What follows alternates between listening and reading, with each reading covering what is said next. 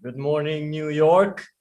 Good afternoon, Europe. We are here once again at HIPTHER Festival at the Gaming Americas Q4 meetup. So it's the fifth day of our HIPTHER Festival conference and the fourth quarterly meetup this year for Gaming Americas. Throughout the year, we had some awesome experts from the gaming industry here. And now we have the final episode this year before we kickstart the 2022 season, when we will keep going with these virtual meetups. So without any further delay, I would like to kickstart today with a panel discussion, which I will moderate now. And I have with me Fredrik Johansson, founder at Phantasma Games. Hi, Fredrik. John Gordon, CEO and co-founder at Incentive Games. Hi, John. Nice to see you again. Per Hellberg, Chief Executive Officer at Playstar Casino. Hi, Per. Okay, so before we kickstart with the questions and the bullet points we have marked down, I would like to ask you to give a short introduction about yourself and your company, just so people will get to know you. Let's start with Fredrik. Yeah, sure. Hi, everyone. My name is Fredrik Johansson. I'm the founder of Phantasma Games. We started Phantasma Games in the end of 2016 with a vision and ambition to do slots beyond gambling, as we call it. We get inspired from the gaming industry and take that into the gambling industry. That's a short brief about us. We are mainly focusing on the European market right now, and now we're taking the big step into the US market. Like everybody. Exactly. I just got back from the US actually a couple of days ago. So you are still jet lagged. Exactly. Okay, thank you. John. Hi, thanks for that. Hi, I'm John Gordon, CEO and founder of Incentive Games. Incentive Games provide free-to-play games, jackpot games, and virtual games throughout the industry. We're a leader in free-to-play games for both acquisition and retention. So customer acquisition and retention, free-to-play games are our specialty. Okay, thank you. Per. Hi, everyone. Very nice to meet you. My name is Per Hellberg. I've been working now since the beginning of this year of creating a startup, an operator startup that is focusing 100% on North American market. And we're currently now in the big build. So the painstaking process of regulatory work that everybody has to go through, etc. But I've been in and out of this industry the past 14 years, served as CEO for Catena Media lately. So I've been through the market entry to the US before and trying to capitalize on that. But it ain't easy, but it's very possible once you're done. A fantastic future. Yeah. Thank you. So this panel will focus on the usual series of panel discussions we have at Gaming Americas, focus on updates about legislation. And today we are going to have that one as well later. But this panel is about entry into the US market. So this panel will discuss some of the challenges operators and suppliers have faced when entering the US market, not something that they will face in the future. This includes securing market access, technology difficulties, content offers to players in each state, and customer acquisition. We will also discuss how these challenges can be overcome and what operators can do to ensure entering markets is as smooth and seamless as it can be. So the first big question, which also has some smaller subtopics, is what are the key challenges operators and suppliers have faced when entering the US market? So we have a couple of bullet points set for this one, and I will go first. Was it market access partners? Who would like to go first? Per, okay. All right. Yeah, I think it differs a bit compared with, if you're an operator compared with the supplier. I think from us going to the operator, of course, we need to find, as we cannot find our own license there, we need to work with skin partners in that case. So finding them, luckily we managed to secure 2 states as a start, but this will continue for a long time. And I think the biggest thing is not getting in front of people to talk. The biggest thing is how you can serve them a business that will generate the incomes they want to see on the long term. I probably don't want to come in there as the biggest competitor with the same product in mind. I probably think you need to understand how you can complement their business as much as possible by adding yours to it, from a kind of skin perspective. So how can you be unique? What differentiation can you bring to them as a skin holder? So I think it's been a lot of discussion, of course, with many years to go until everything opens up. But definitely, it's a difficult sea to navigate to find the right spot here for them to give you that skin. Okay, thank you, John. Frederick. Yeah. Hi, John, guys. go ahead. As a software supplier, you've got many challenges trying to get into the US. Although there's a huge influx and there's a lot of money in the US, if you're a software supplier, it's difficult to get with the FanDuel or DraftKings without ticking a lot of boxes, and there's others obviously. You need to have the traction, you need to have the reputation, you need to have the team to be able to deliver it. And even if you are on a list of things that these companies may need, so to Per's point, you need to give them something unique and original content. You need to be on the top one or two things on their list, or it's if you're number 17 on the list, you're not going to get done. And so there's that vitamin or a painkiller. You need to be providing some painkiller to their pain. So it's tough. We took a different approach a couple of years ago when the market opened up and some of our competitors were solely focused in the US, and we picked up a lot of work in Asia, Europe, Africa, South America. But now is the time for us to come in when we've got all the traction and the reputation. So it's not easy, and it's really all about making sure you've got everything in place, from the product to the team to the ability to deliver, and make sure you're a painkiller, not a vitamin. Got it. Frederick. Yeah, it's the same thing here as well. It's a really tough thing to do. And we're lucky that we found a good distribution partner. We teamed up with Scientific Games to be able to enter the US market in an efficient way.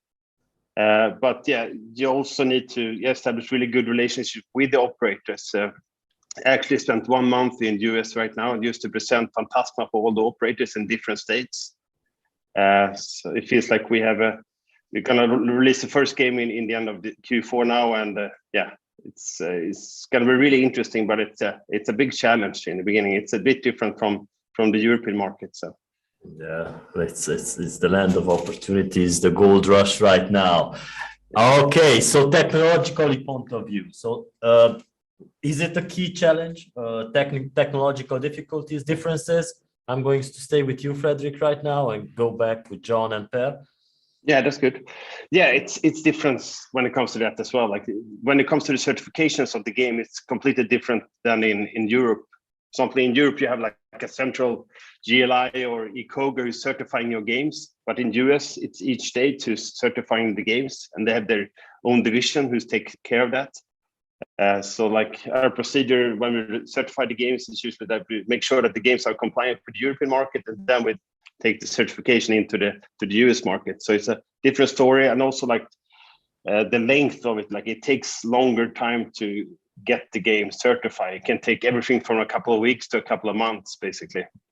Okay. And also like we love to do quite complex games at Fantasma Games. We have very complex math models and stuff like that. And it's a bit more limited on the US market right now. They're doing a lot of changes, so we're not really sure what we can do. So we need to stick to more like a basic, like a more simple math models in our games to begin with, and then we're gonna increase it. You got it. Yeah. It's somehow usually Europe is the more relaxed, more lazy, more laid back technical stuff. But once you go to the US, you find out that maybe we are somehow faster and more complex in turn. Okay, John. Yeah, thanks, Sam. So more on a product perspective rather than technology, because I'm more product, is what works in Europe and India and Africa does not work in America, and I think you need to approach it from the user perspective. And a small thing that I would say is the ability. So in the behavioral model for motivation, ability, and trigger, ability needs to be at utmost importance in America, because they're used to everything being instant. They use 2 or 3 apps, Instagram, Facebook, and if your product is not as fast and as user friendly as those products, they will not come back.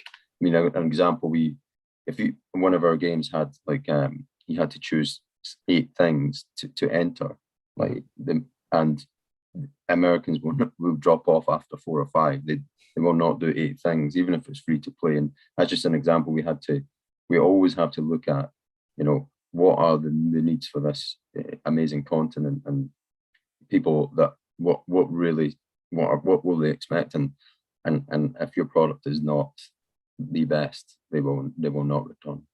Yeah, it has to be very, very seamless and yeah, okay. Yeah, Per?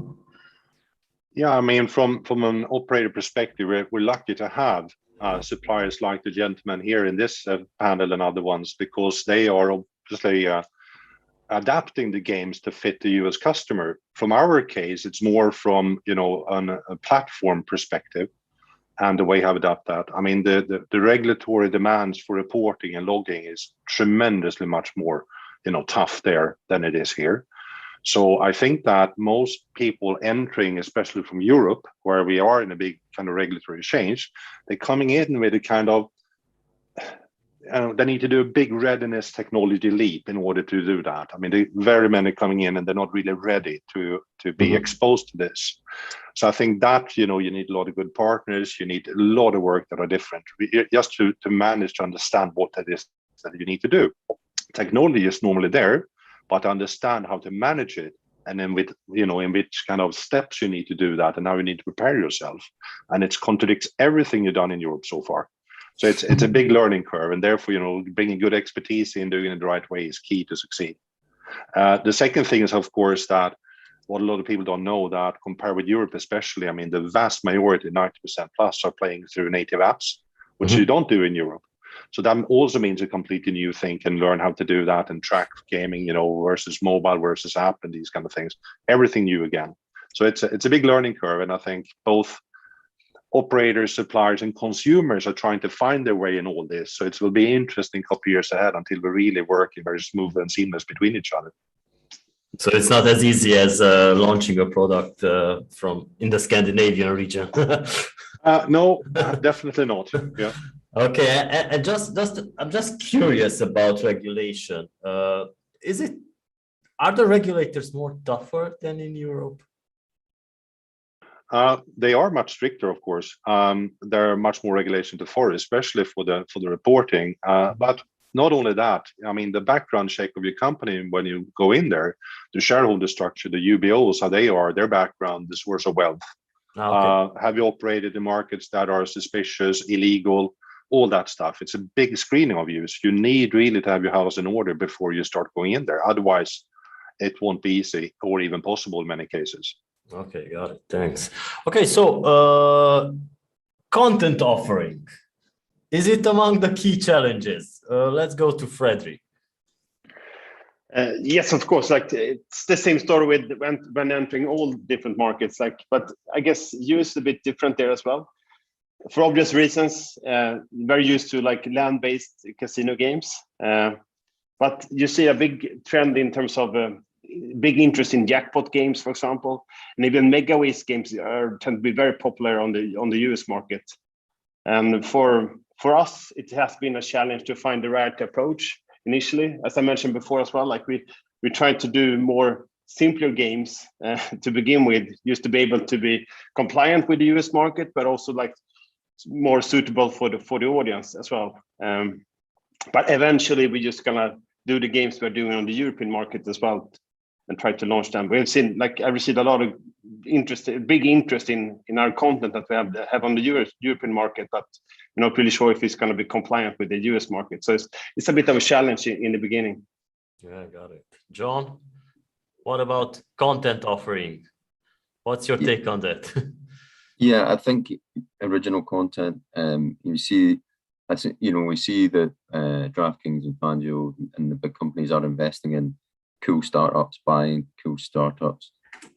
They see that the future of a bigger ecosystem, whether it be buying and selling NFTs all these cool sort of technologies that they're investing in. And if you look at their offering just now, it's sportsbook and casino, so limited in comparison with the Europeans, but we can see that they are going to be bolting on everything and anything. And if you are a startup or an innovative company, and they are looking for the best of the best good stuff, and original content is always key for differentiating the market. Got it. Yeah, I can only agree. Obviously, there's if you look at the kind of how much games that are available out there today, of course, is limited compared with other parts of the world for the reason, as we just discussed, regulation, etc. So it is quite difficult to differentiate today from a games offering in that sense. And that's why I'm really happy with companies like in this panel that are trying to find their ways in to differentiate, because it's very important. It also limits currently, what you can do in white labeling games and that kind of stuff. So the offer to the consumer today is pretty similar. So, but therefore, you also need to find other content, the soft content on the player journey between the game session. How can you make that experience different, right? It's quite interesting that, through the years, there's also a big part of education you need to do as an operator. I mean, in the beginning, still currently for new states coming up, with a huge part of the population, US visiting land-based casinos every year. Almost half of the population visit a land-based casino each year. Means that they adapt their playing into online. So, for example, in the beginning, after every slot round, they withdraw all the cash. So you can imagine the kind of withdrawal cost you have as an operator, unless you train them to do something educated. It's very much. So you need to be very hard on you need to be make sure that you localize that after your player base, how they are used to casino and what they think. So it's completely different. So, but I'm happy, you see a lot of improvements now, a lot of more game suppliers coming in, really looking positive for how that will drive, business and also competition by that sense forward now going a couple of years. So it's a good progress going on. Yeah, and I've mentored for some startups at one of the accelerators in the US, and everyone has their exit plan of being bought by DraftKings or FanDuel. It's like everybody has the plan to build something and afterwards they sell it to them. All right, so it's like, we can also touch based on customer acquisition cost, which I think derives from state to state, and is most probably spiraling in terms of cost. So is it also a key challenge? Who would like to go first on this one? John. Yeah, I mean, we specialize in reducing customer acquisition costs, and we do, but the sustainability of that and is really all about retention. And if your product isn't as good as it can be, and if you don't have the onboarding process optimized and really working on your usability, that customer acquisition cost, no matter how much a third party or anyone can help you to reduce it, it will still be far in excess of the lifetime value of the user, because the product needs to be there. And I believe that this is the best industry in the world at acquiring customers. That's why it keeps rising, because we keep acquire, and then it's a fight to the bottom. For me, we really focus on retention, and I know it's a big land grab. It's a big land grab at the moment in the US, but really the winners will be who can hold on to those customers for longer, and that's more a factor of content and gamification techniques and making sure that your margins are great, and providing an entertaining experience that people actually enjoy. That's what I think the future of gaming should be. Yeah, always experience. Yeah. Frederick, who would like to go next? I can have a stab at it. I think acquisition cost, everything is relative, isn't it? Yeah. I think that, first of all, what does a high or spiraling acquisition cost means? Well, typically, if you look at US today, you mentioned them before, that everybody looks up to DraftKings and they want to be bought by that. That's massive amounts of investments going in. So I think you need to first define whether you want to go heads up towards them. I think that is not really the best plan you can come up with, because you need a lot of cash, right? But once you find your spot there, Probably it won't be where you're trying to raise billions for above the line advertisement to be the most recognized brand in US.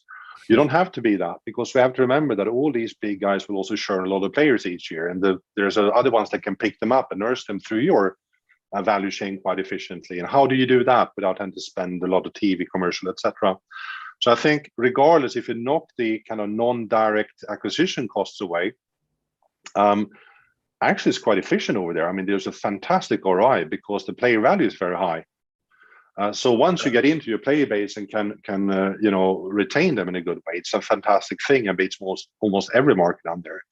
But it also becomes the thing is that if you want to do that, I mean, the leanness of your business, the big guys will always be the largest one. They have the largest teams, whatever. So you need to find a very lean operation, means that you need to be quite focused on what you do. If you do that, acquisition cost is not really the problem. Problem in this industry is always retention, and you need to be very good at that expertise and make sure you operate extremely efficient. So for me, running a startup, the only thing where I can benefit is to choose not having to go for every customer on the planet, right? But it can also start with a completely non-impacted database by years of legacy. I can really program for the future directly and apply automation very simple, right? While the other guys, it's a very, very difficult construction data systems. And that's where we can differentiate. If you do that, being very quick, you can also operate more lean and more efficient in terms of ROI. So that must be the key. Otherwise, you can't beat them or even get a seat at the table in that case. Okay, Frederick. I don't have too much to add into that, since we don't really focus on the acquisitions in terms of that. But like my focus is to create as good games as possible for the operators, to make sure that players really enjoys them, and that the acquisitions that they're making, and really make sure that the player value is there in our games as well, and people are enjoying it and playing a lot. So that's how. Either way is connected, because if you have a good experience, the retention is much easier to do. If you have a good exactly. So it's that's my key focus is to deliver as good game as possible to the operators and the players, of course. Yeah, so now we touch based on market access partners, technological difficulties, content offering, customer acquisition costs. And I have a stupid question for you guys now. How can these challenges be overcome? And maybe can you give some practical examples? Yeah. Okay, yeah. John, go ahead, John. It can be overcome by creating great content that gets people back to your site every day, working closely with your client and your partners, and really having a focus on, motivating the user to come back to your site every day. And it's not easy, but when you do it right, it has the compound rate of retention is huge, and that has a huge impact on your bottom line. So for me, it is about that retention piece, and then just to it's lifetime value, which is a function of retention, and no one knows what the lifetime value is. And to Per's point, when we're seeing $1,000 CAC in the US, will that outstrip? Will the lifetime value be 3 times that? Maybe, we don't know. Probably, possibly, for the big players. But then we saw the same thing when it was DFS, when they were paying $500 for a DFS user, and the lifetime value didn't outstrip this CAC. Now, there's a good chance that it will here now, because they've got sportsbook and casino, and they'll be cross-sell and upsell. But so I do believe in that now. But yeah, it really is about, the only way you can achieve it is by retaining them for longer, and then returning that LTV. Got it. Per, Frederick, who would like to go first on this one? I think we've been discussing that before, and also as John mentioned here, differentiation, localization, bringing in the expertise. But what you want to achieve with that is unique customer experience. A customer always, when they come to buy something, if it's a casino experience, if it's a pair of jeans, if it's a good wine or whatever, you can typically find them in a lot of locations, but you tend to go back to the same, and you're not always super price sensitive, but because it's about the service level. If the one selling it to me make me feeling recognized, being liked, and being supported.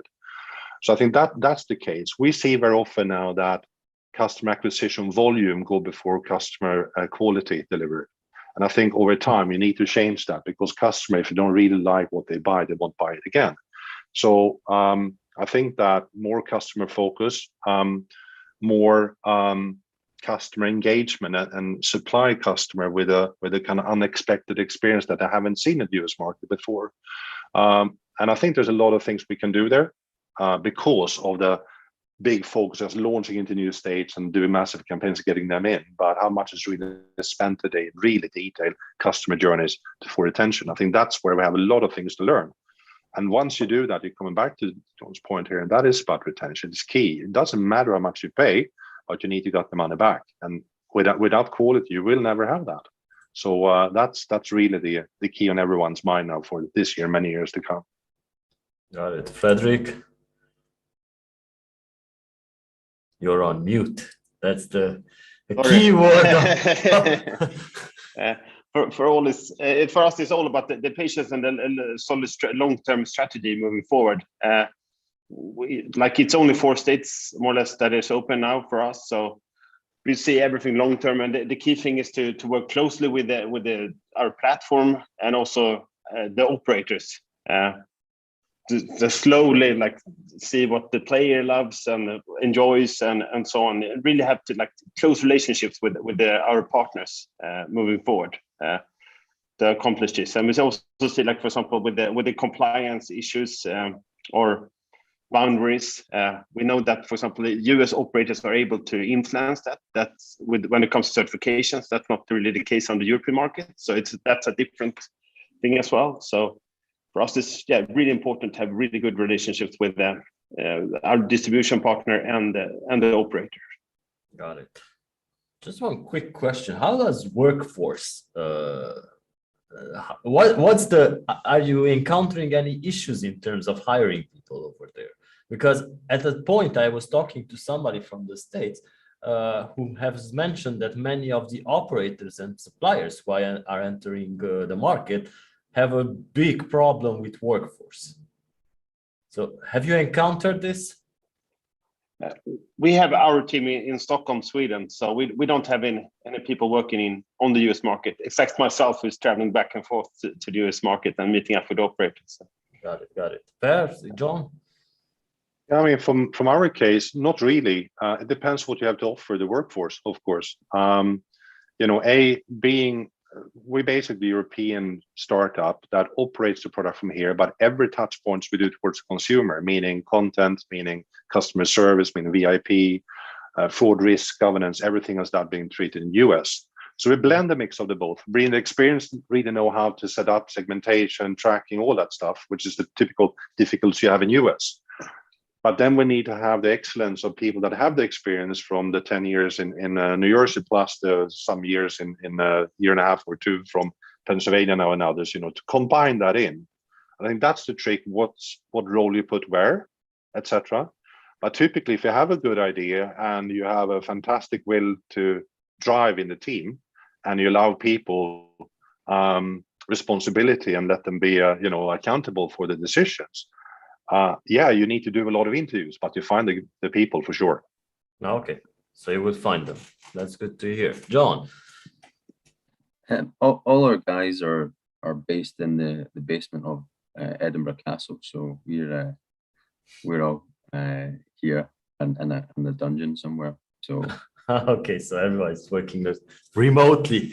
yeah. Okay, so good question for you guys.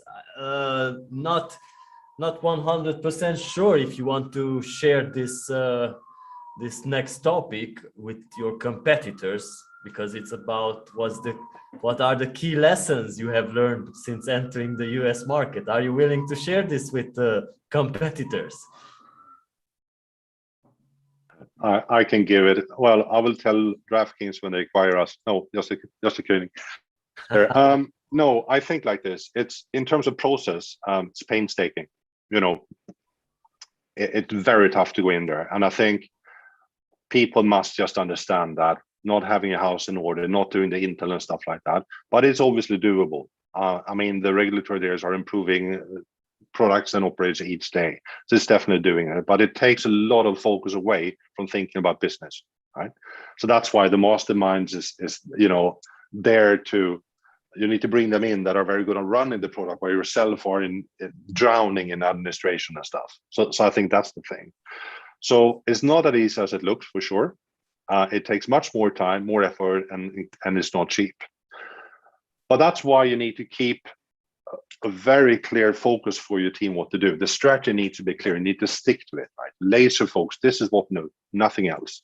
And you need to really plan ahead and allow much more time for it to happen. So it's definitely possible, but it's all about getting the right people in and give very clear tasks what to do and let them do it in a professional way. It's definitely possible. Then all the secret ingredients, how we're going to success with our business, well, I won't tell. Fair enough. Fair enough. Okay, John or Frederick, who would like to go next? I can continue. Oh, sorry.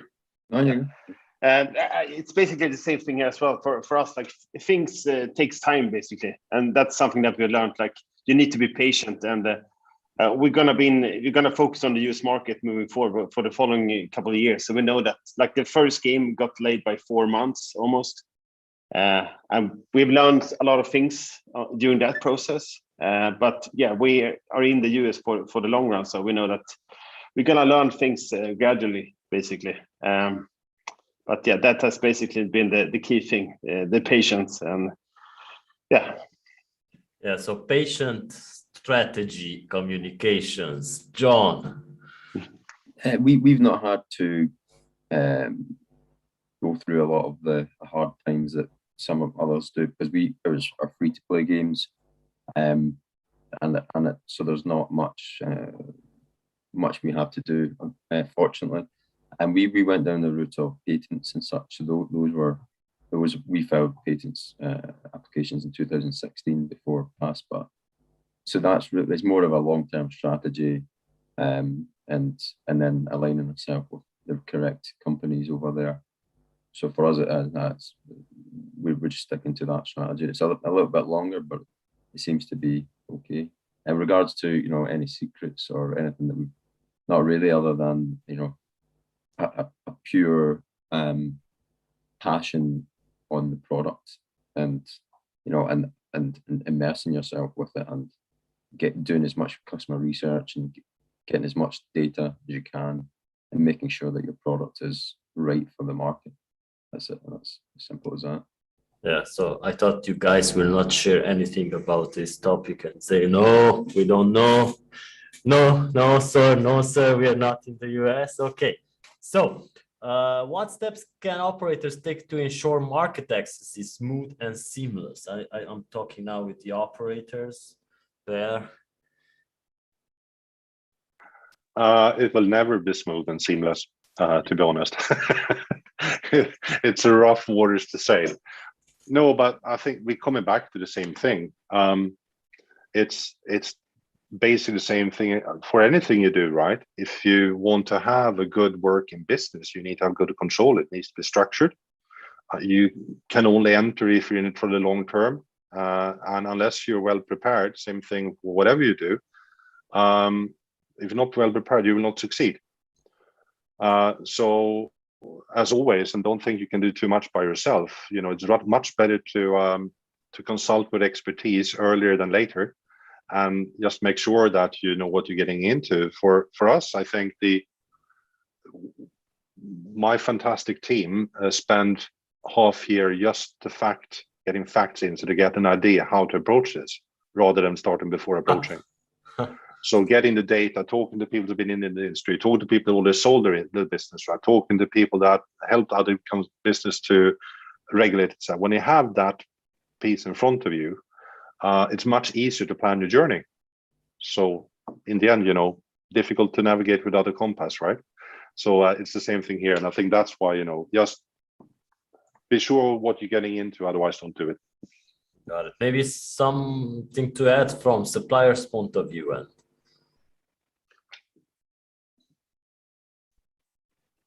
No, not really from my end. I don't have anything to add, unfortunately. No, nothing to add.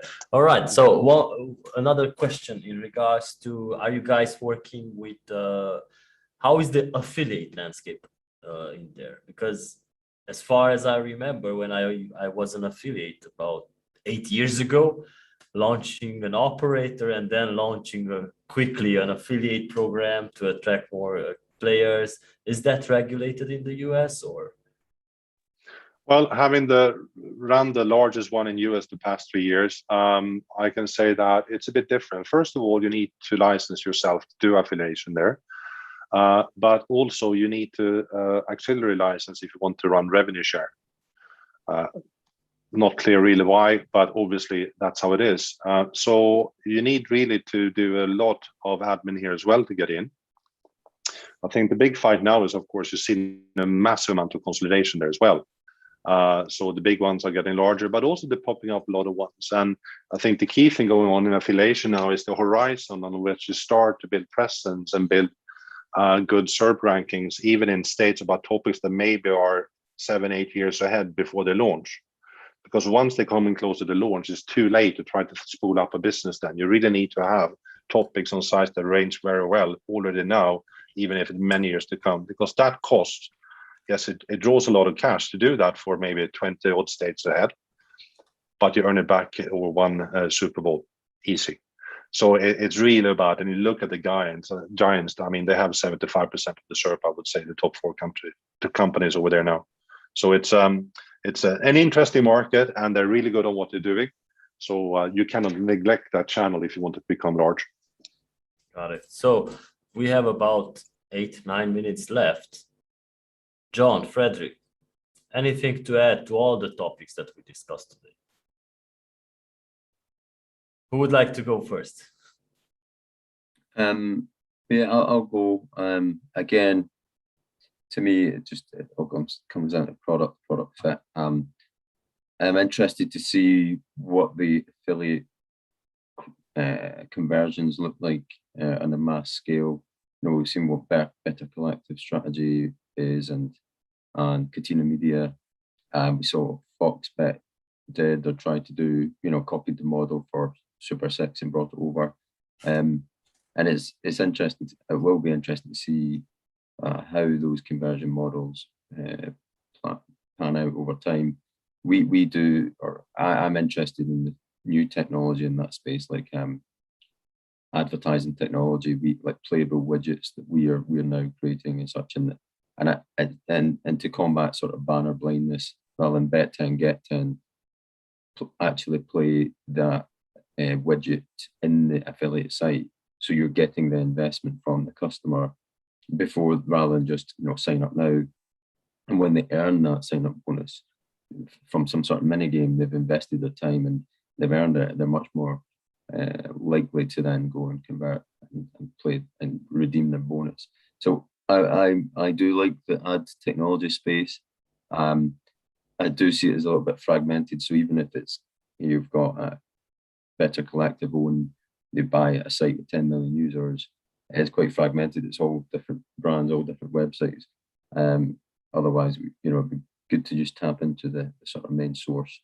But yeah, it's an interesting space that we're monitoring closely, and I think it's really exciting, both on the affiliate side and obviously the operator and the content throughout. Okay, Frederick. Before I went to G2E Vegas this year, I was like very excited over the US market.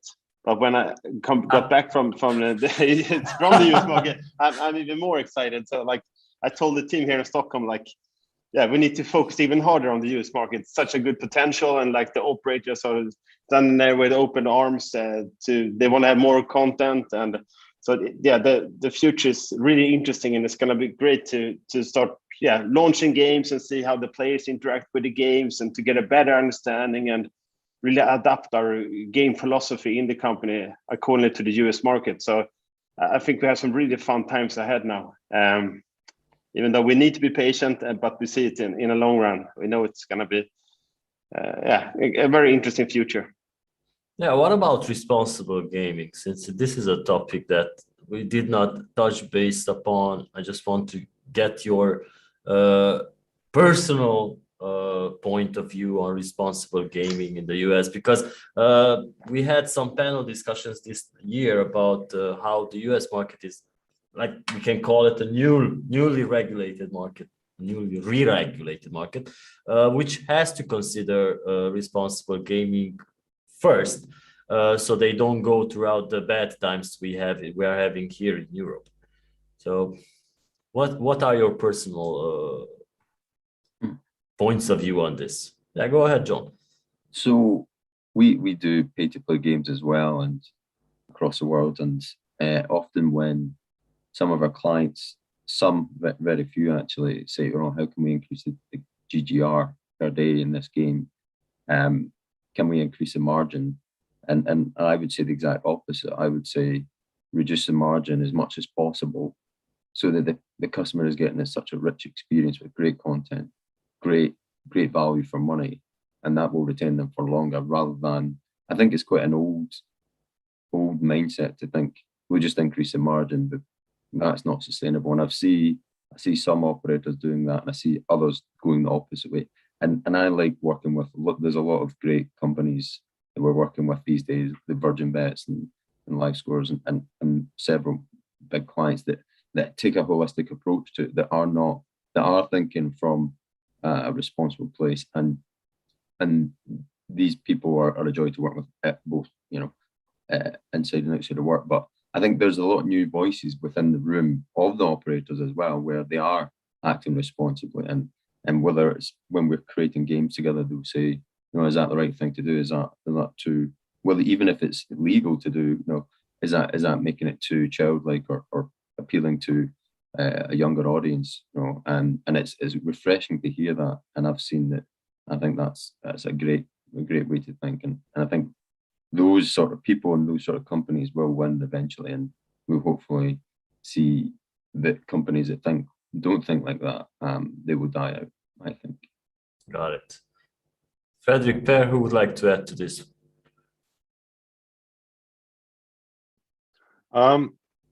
I think it wouldn't be a very good idea. Probably I'd be quite counterproductive idea to enter one of the most toughest regulations with a mindset to do irresponsible gambling. Because not only, yes, US is the country of opportunity, but it's also the country of lawsuits. So regardless what the regulator says, you can be sued, you know, for anything here. And this is what I taught about understanding what you're getting into before you enter a market, you know. So what are the opportunities, but what are also the risks to you and your customer? The larger you get, the more customer you need to reach, and the larger outspend you have, the more margins you need to do to pay them back. If you're only going for a smaller market share, you can actually afford to say no. So I think it's all what kind of business you want to do, and rest assured that West Inscore's largest sustainability will become a thing as well over in US. Yeah. So I think you should respect that, and I think you have everything to gain by being tougher, all the ones being tougher to yourself compared with the regulator actually requires. If you do that, sustainability will be a key, and people want to invest in you long term to come. So otherwise, I wouldn't put myself in a different league than that, and rather than somebody really respect responsible gaming and sustainability. Got it. Thank you, Frederick. Yeah, for us, it's basically work closely with the operators and make sure that our games are compliant with all the states. That's the only thing we can do from our end, basically. Yeah. Got it. Okay, so we have 1 minute left, so I will do a quick crystal ball thing, where I will ask you guys, what are your expectations of 2022 in the US? Who would like to go first? I don't like this type of things, but I want to do it. Frederick, I have you here right now. But yeah, our goals for next year is to release at least 6 games on the US market. We see great potential, and I'm really hoping that new states will open up as well. There's a lot of rumors about new states, and fingers crossed that the market will become even bigger over there. So this is a surprise and a curveball thrown at you. This is company related. What do you think about personal level? I think that it's gonna be. I'm very, as I mentioned before, like I'm very excited about US markets. I see like great potential and a lot of opportunities. Good. Thank you. John, the same thing, business-wise, personal-wise. Yeah, I could see incentive games being rolled out across the US with some big players, if you know what I mean. But where I see the industry, I see them taking a lot more products. I think if you look at FanDuel and FanDuel and DraftKings and others, like I say, they've got the products are looking great now, but it's one or two things now. You're going to see virtuals, you're going to see free to play, you're going to see free to play done properly, hopefully this time. You're going to see all the other things that we're used to seeing in the UK and Europe, but done in a different way. Got it. Personal level? I don't know. Okay. No comment. Fair. I think I can only agree with the other in the panel here. First, of course, we will see hopefully more states opening up for casino in that sense. There are a lot of talks going on. It's just about the timing. So we know that they will come, so we better prepare for it. More products, of course, from every supplier, but also service tools, improvements. So allows more competition, which benefits the consumer. And if they like what they do, they will spend more money over time. So there's a lot of opportunities. We're in the perfect spot to be. This is exciting stuff. So mindset, it's well beyond 2022, but we need to do that one happening as well, that plan for the year. So no, let's very positive. Got it. Personal level? Enjoy the ride. I have the greatest job on the planet. Nice to hear that. Yeah. And what great sentence to close off our session. Thank you so much. It has been really fun, very informative, and we're just getting started with the conference today. So thanks, guys. If you want to stay tuned for the next session, it's about Canada, and we have the greatest minds in here. And we have a special moderator for it under the name of Chantal Cipriano. Hi, Chantal. Hi, Zoltan. Hi, Hi, hello. everyone. Nice to see you again. Nice to see you too. Can you actually see me? Because I don't see myself. So Yes. I'm just hoping you, okay. Okay, so I'll leave you to it then. John, Frederick, Per, thank you so much. Thanks, guys. Thank you. Thank you, guys. Thanks very much. Do I have the speakers on the line? Ron, Paul, are you both here? I'm here. And Wonderful. I'm here. Yeah, I hear as well. Great. I can only see a few boxes in my screen, so I don't actually know who's here. But in any event, thanks for confirming. Good morning, everyone. Fantastic to be here today and reconnect since our last Canadian gaming industry updates panel. I think I can say on behalf of the speakers and I, we're looking forward to discussing the lightning speed movement of iGaming and sports betting in Canada, particularly in Ontario. For those of you who I haven't met, I am Chantal Cipriano. I'm the VP of Legal Compliance and People for PointsBet Canada. So this is actually a recurring panel where I intend to speak with different speakers and experts in the industry about their views on the evolution of internet gaming in Canada. So make sure to tune in to future panels that are coming up. With that, I'd like to introduce you to our speakers, both very familiar faces in gaming in Canada, Ron Segev, founder of Segev LLP, and Paul Burns, president of the Canadian Gaming Association, both who have graciously offered their time to be here and provide some insight today. So Ron, if I could start with you to give us some background on your role in the space. Sure, yeah. Good morning, everyone. It's 8 a.m. in Vancouver. Absolutely thrilled to be here. Thanks, Chantal, for inviting me to join.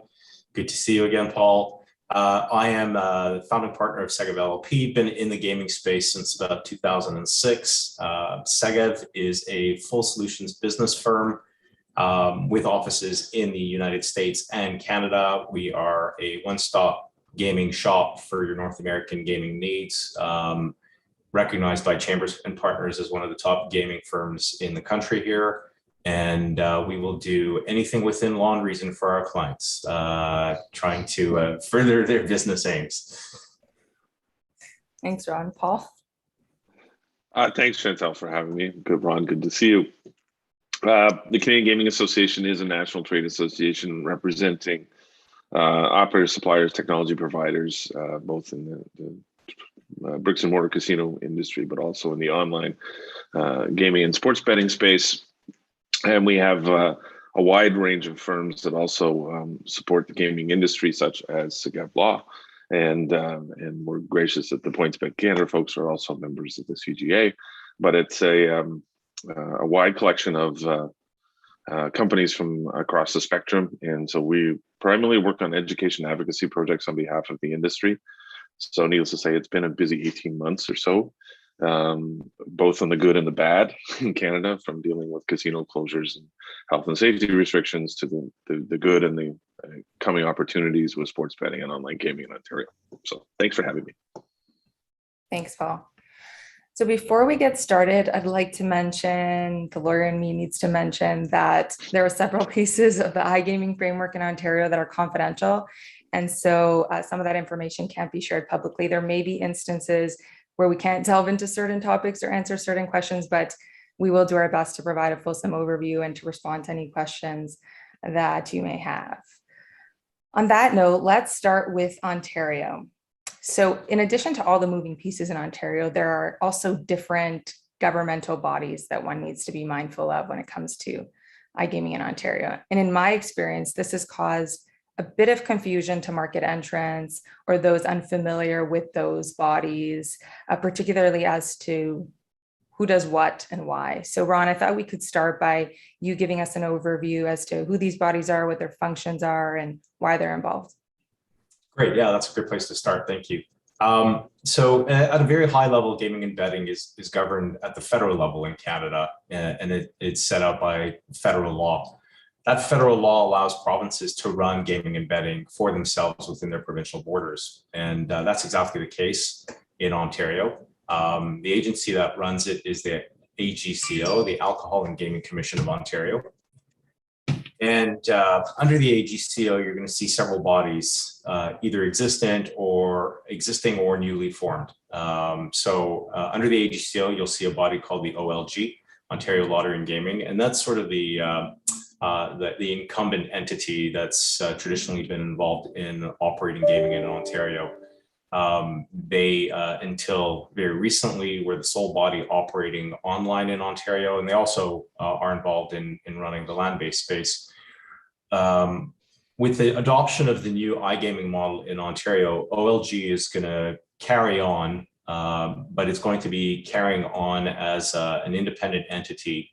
It'll still run its portal, Play OLG, but it'll do so in parallel and in competition with B2C operators under the new model. To move the new model forward, the AGCO has started a new agency or a new crown corporation called iGaming Ontario, which we refer to as IGO. IGO has been tasked with entering into commercial agreements with B2C operators, and IGO will be operating gaming with these operators pursuant to a commercial agreement. So if you're a B2C operator and you want to enter the Canadian market, you're going to have to do it in partnership with iGaming Ontario, which is a subsidiary of the Alcohol and Gaming Commission of Ontario. What about FinTrack? Right. What about FinTrack? There's one more. There's one more. Yeah. So as seasoned operators know, or at least ought to know, a big component of gaming and betting operator responsibility is AML and KYC compliance. FinTrack is our AML and KYC registrar, if you will, or regulator, if you will. They are under the Proceeds of Crime, Terrorist Financing, Anti-Money Laundering Act, and they're the enforcement body that basically ensures compliance with the PCML-TFA. If your business is deemed to be an MSB, under FINTRAC rules, then you have to be registered with FINTRAC.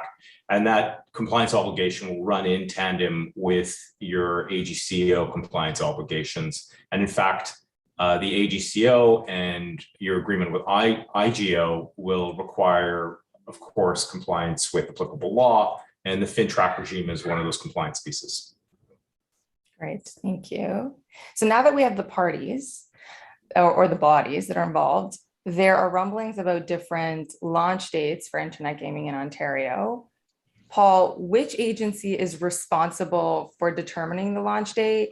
Any idea why there seems to be different dates floating around? Does it have something to do with the involvement of these different bodies?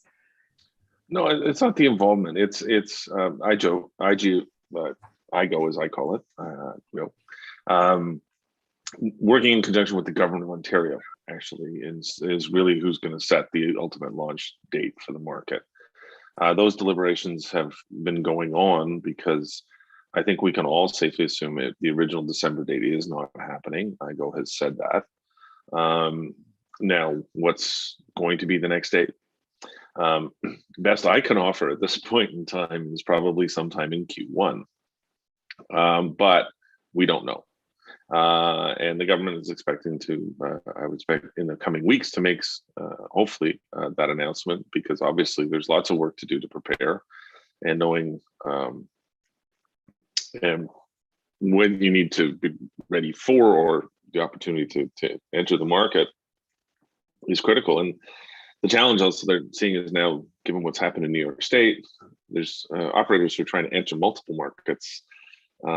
Obviously, priorities shift and based on opportunity. And so IGO needs to firm that up quickly, in my opinion, because as New York made decisions this past week in the state of New York on sports betting, priorities change for companies in terms of what markets, and between what's emerging in Germany and other places, they have to just pick one soon, frankly, is my opinion. But it's the government itself in conjunction with IGO who will make the ultimate decision and announce the market.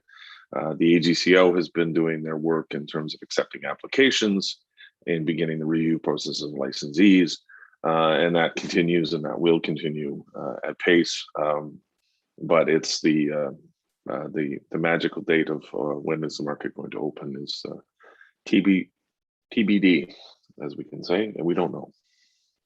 Well, that's a great segue into the operators and the perspective of the operators. There's obviously going to be a large focus on them, since they're the ones that are going to be providing the platforms for players to play on. Ron, I'm interested in what some of your operator clients are thinking, or how they're viewing the Ontario market. Are there any pros and cons that they are seeing? Yeah, so there's a lot of excitement with Ontario opening up. We've got more than a dozen clients that we're helping navigate through the opportunity right now.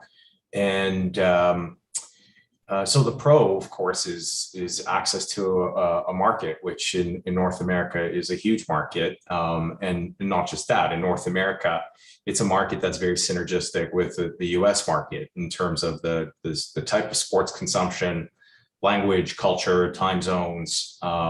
So it's of great interest to operators. Getting a bit more granular and trying to share some of the operator experience with the process. We've seen some frustration with the process, some of it similar to what Paul is describing. Operators, some of them have a lot of resources at hand in terms of their regulatory and compliance departments, and they can throw a lot of people power behind this. They can go after multiple licensing regimes at the same time. Many of them don't have that kind of bandwidth, and they have to pick and choose. And what they're very mindful of is sort of, what's the product roadmap look like? What are the timelines look like? They're trying to project manage it, and it's all about. It all hinges around a go live date, or the timing between registration and go live, or the timing between registration and the need for a lab certification and go live, and then also being able to build the infrastructure to support the actual go live date, the technical infrastructure, and being able to get the technical information to build that technical infrastructure. And so there's been a little bit of friction there as between some of our clients and the regulator. I have to say that the regulator has been absolutely service-minded, very responsive. They are trying their best, but obviously this is the first time that they're doing this, so there are many fine points that they've yet to figure out. They're working very hard on it, but that is causing some friction for some of the operators that we're seeing. Now, sorry, I'll also add that as you opened up with, there is an NDA that governs the commercial agreement, and a lot of the good stuff, if you will, a lot of the really granular operational stuff as to how this regime is going to roll out is found in the commercial agreement. And, the three of us can't talk about it. And what that means is that unless we're working with a client or a counterpart that is also under NDA, we can't advise those people properly as to what's to be expected under the new regime. And that creates a kind of bottleneck. What further exacerbates it is the fact that only a B2C operator has been thus far entitled to have a look at the commercial agreement. And so if you're a B2B platform provider or a gaming related supplier, you can't really look at it to date. And so even though, imagine being a B2B platform and trying to get an idea of the compliance requirements required of your customer, the brand on your platform, currently you're not going to have that visibility, and that's really frustrating. In particular, to some of the operators who are just used to going onto a regulator website and seeing all of the information. They're transparent, unguarded, and fairly easy to access and understand. So some cons there as well. Paul, are you saying anything additional to some of the comments that Ron has made on behalf of the operators? No, I think there is. It's fully understanding how the market's going to operate is still what everybody's waiting. There's still pieces to come, and that's the concerning part. There's obviously the government position to this point in time is on for liquidity is that there'll be no international liquidity right now. That's been the party line from the beginning. There's been a great advocacy push on behalf of the industry.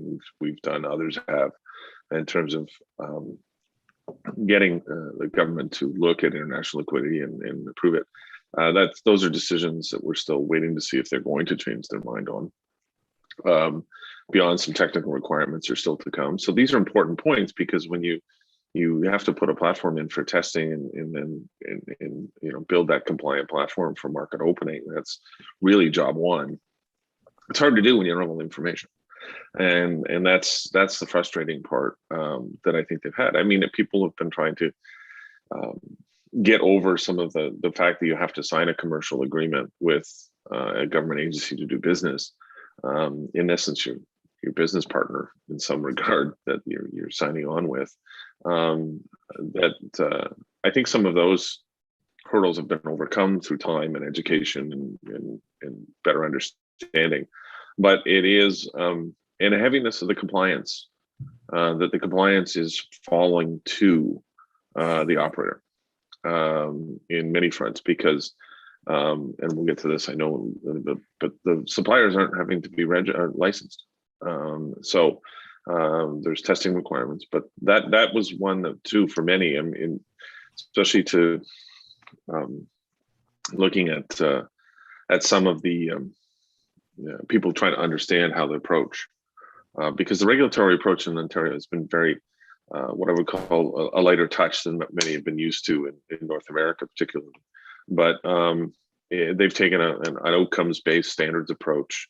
You assess your risk, you tell us how you're going to achieve that. And I mean, as you both know very well, it's a great model to work with, and leaves the operators the flexibility to build a program that works best, based on their business models. And so that's, you know, some people don't like that. It's like, I like to be told what to do. So some of those things we've been getting through and getting over, and I think that's it's important. But I think that the communication has to pick up, because we, you know, having the information in a timely fashion will only lead to a more successful opening of the market. That's clear, and I think we all appreciate that. Yeah, most definitely.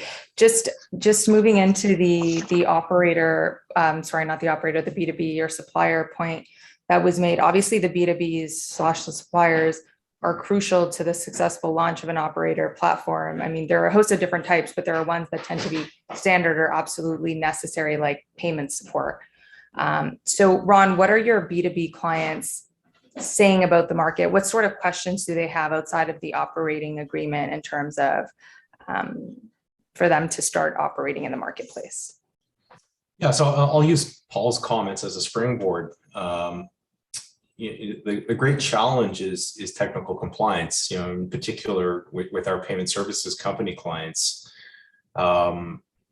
You know, there are many compliance requirements with respect to AML and KYC that the payment services companies need to be able to support. The responsibility for compliance rests on the operator, and the operator is going to be responsible for the acts or omissions of the gaming related suppliers that it works with. And so obviously these gaming related suppliers want to be able to serve their operator customers in good fashion. For them to do that, they need to know how they can do that, right? Like what are the compliance endposts, right? What you know, how am I supposed to navigate forward? And we've received such granular questions from our clients, really mapping out user journeys in fine detail, which we've forwarded to the HCO.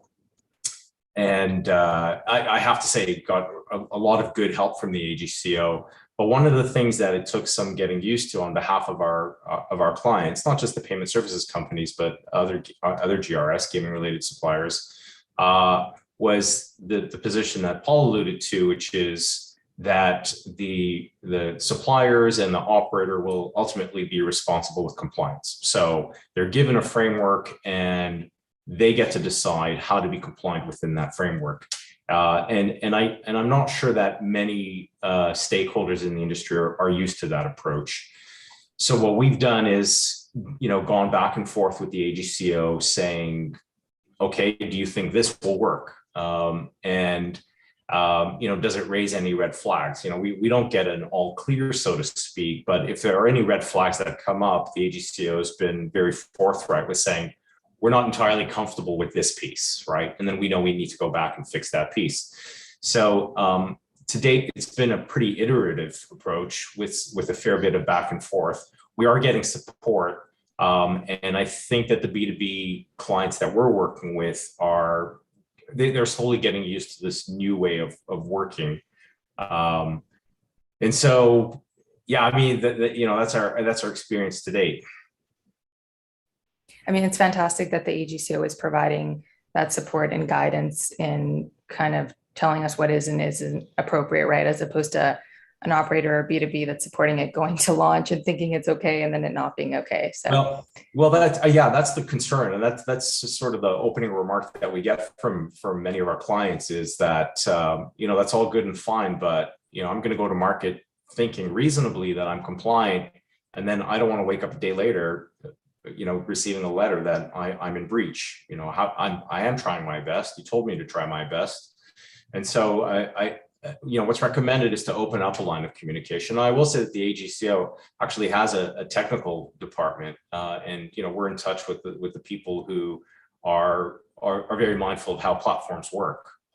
It's not just the sort of the regulatory legal compliance department that we're talking to. So you should reach out. Paul, do you have anything to add when it comes to what any issues that B2Bs or suppliers are facing, or any things they'd like to note about the Ontario market launch? No, I think Ron has touched on it. I mean, it's you there's a registration process for some to go through as well, but that's simply to know who you are, and not a licensing, which I've had a few questions going, oh, I thought this was a licensing process. No, it's not. They just really want to know who you are.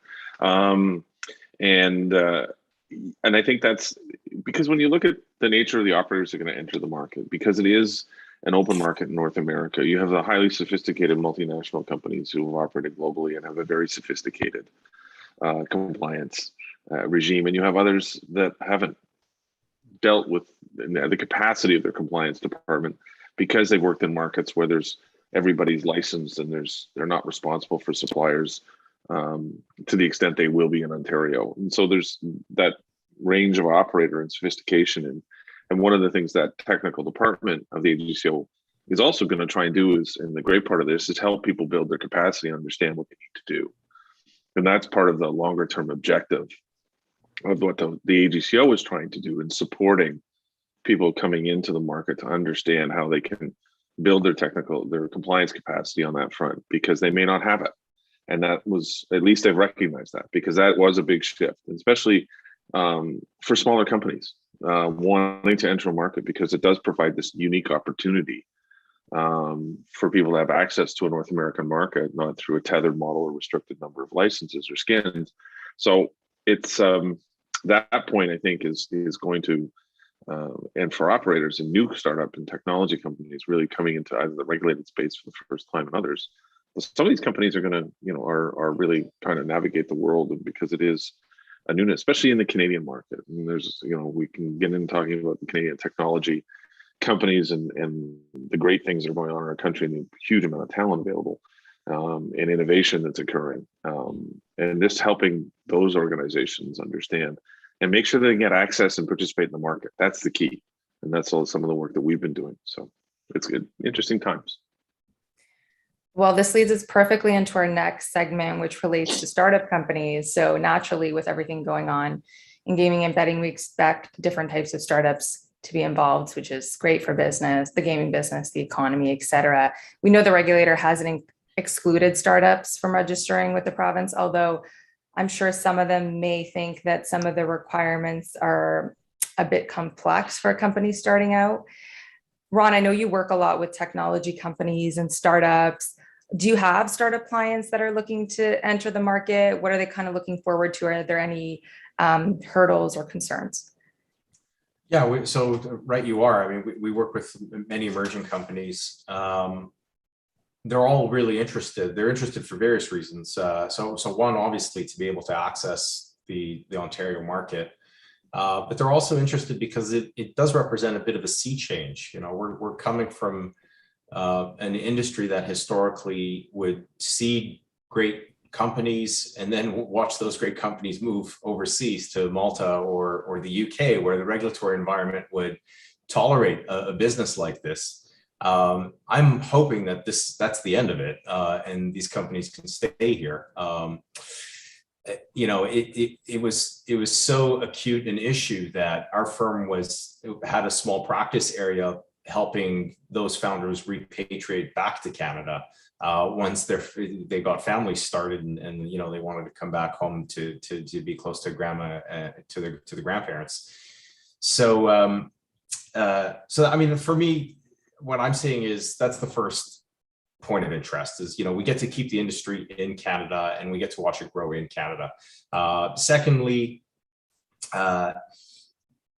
we get to bring the Canadian voice to the Canadian market. And so, I did say that the Ontario market is very North American in nature, but nevertheless, it's still very Canadian as well. And, I think Canadians can serve Canadians best. And we're already seeing that with some of the European operators building out Canadian teams and buying Canadian assets, getting Canadian partners. The Score is an excellent example of that.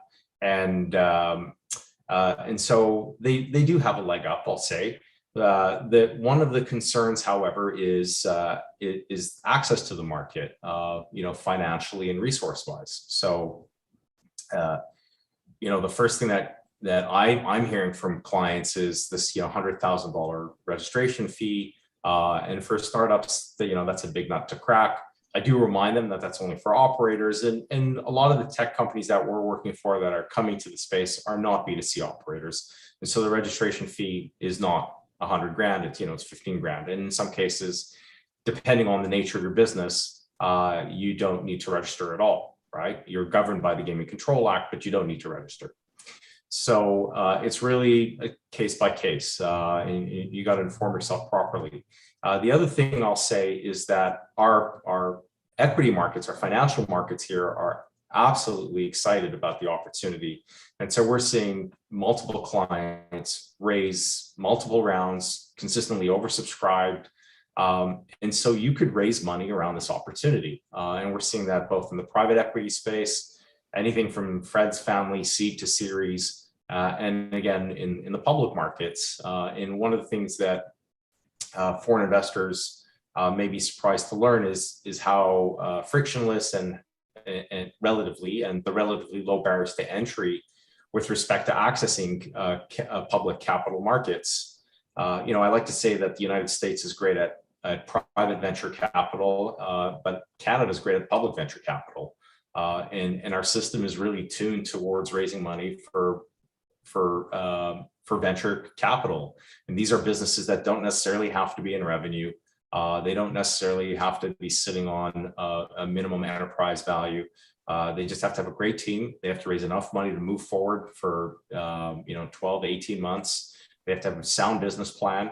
And ideally they have to have a good finance group behind them. But if you can put all of those recipes into the pot, you can raise enough money and go to market. And our clients are seeing that. Paul, do you have anything to add? Yeah, to pick up on Ron's comment, part of what, in early discussions we had with the AGCO and others was making sure that they created a marketplace where the startups, emerging companies could thrive and survive. And not having licensing fees and licensing for the B2B supplier is a big part of that, because that it takes away a lot of barriers for those companies trying to get product. But it's also attracting G2E. I had a number of conversations with smaller interesting companies who are coming to Canada because I could apply my wares in Ontario and get in and sell to operator customers to try my product. And even some smaller companies saying the $100,000 fee and some of the compliance stuff is not a horrible barrier for me trying to get my company up and running in North America and get a footprint. And that's, but from which Canada does have a lot of in the B2B space, companies, it's a great opportunity. And that's one of the things, as Ron says, that when we're trying to explain to government, because a lot of them, they look at it through how much money can I raise through my share of revenue or taxation.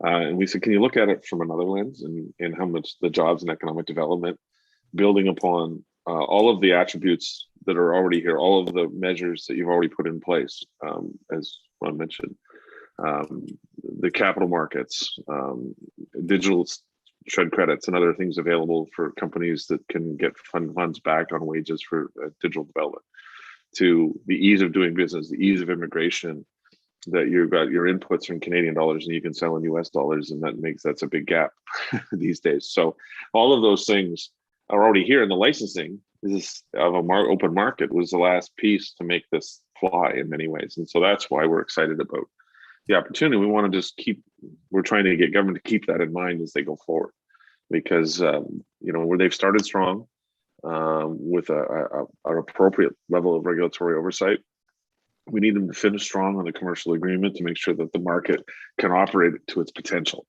And that's what we're trying to communicate these days, is saying that there's so much potential here, and it's critical that the market can function as efficiently as possible for the benefit of everybody. Because the consumers, because of the gray market in Canada, consumers have had a lot of choice here and a lot of opportunity, and we don't, and the government from their initial days of setting up this process said they didn't want to interrupt the customer experience. They didn't want to diminish it. And we're trying to hold them back to make sure that they don't, because it's key for the success. But the benefits go well beyond any revenue the government's going to get from simply the revenue share of gaming or the taxation rates. We call it revenue share in Canada for those who aren't. It's not taxation. That's just the nature of the criminal code. But we, in that revenue share, is that there's a lot beyond that. And we're trying to make sure that they see that every day, because that's, in my opinion, that's really going to be the greatest success of this market. Obviously a lot to do, a lot to think about from several different lenses, but safe to say we've made a ton of progress in Ontario. And as part of our last segment, let's just shift from Ontario for a moment here. We know Ontario is the only province that has opened its doors to private operators, but there have been rumblings that other provinces are closely watching what Ontario is doing and perhaps may follow suit in future. Paul, would you say that you think it's likely that other provinces may follow? Are there any ones that you think are more inclined to prioritize an open market? I don't know if we're going to see the open market that Ontario has in other jurisdictions. We may see more of a tethered or limited access type market, either whether it's tethered to casinos or whether it's just simply by license, we're going to license X number. But everybody, the AGCO, as it created their regulatory regime, a number of jurisdictions have reached out to them to learn more about what they're doing and how they're doing it. And so that's a good sign. I think a lot of how fast and what provinces do will a lot depend on Ontario's opening. But sports betting has been the big wedge, because it's a product that, because there's government agencies like what we'll do in every province, and there's government run platforms, and we've tried to say them in the gray market, because they're not creating a regime like Ontario is. The gray market will continue and thrive beyond the borders of Ontario, and so what we've tried to say to them is that, particularly on sports, it's the nature of the business lends itself to saying you're not going to satisfy all the consumer demand in your jurisdiction. You're not going to be able to offer the customers all of the choice that they're looking for, or the diversity and choice of products.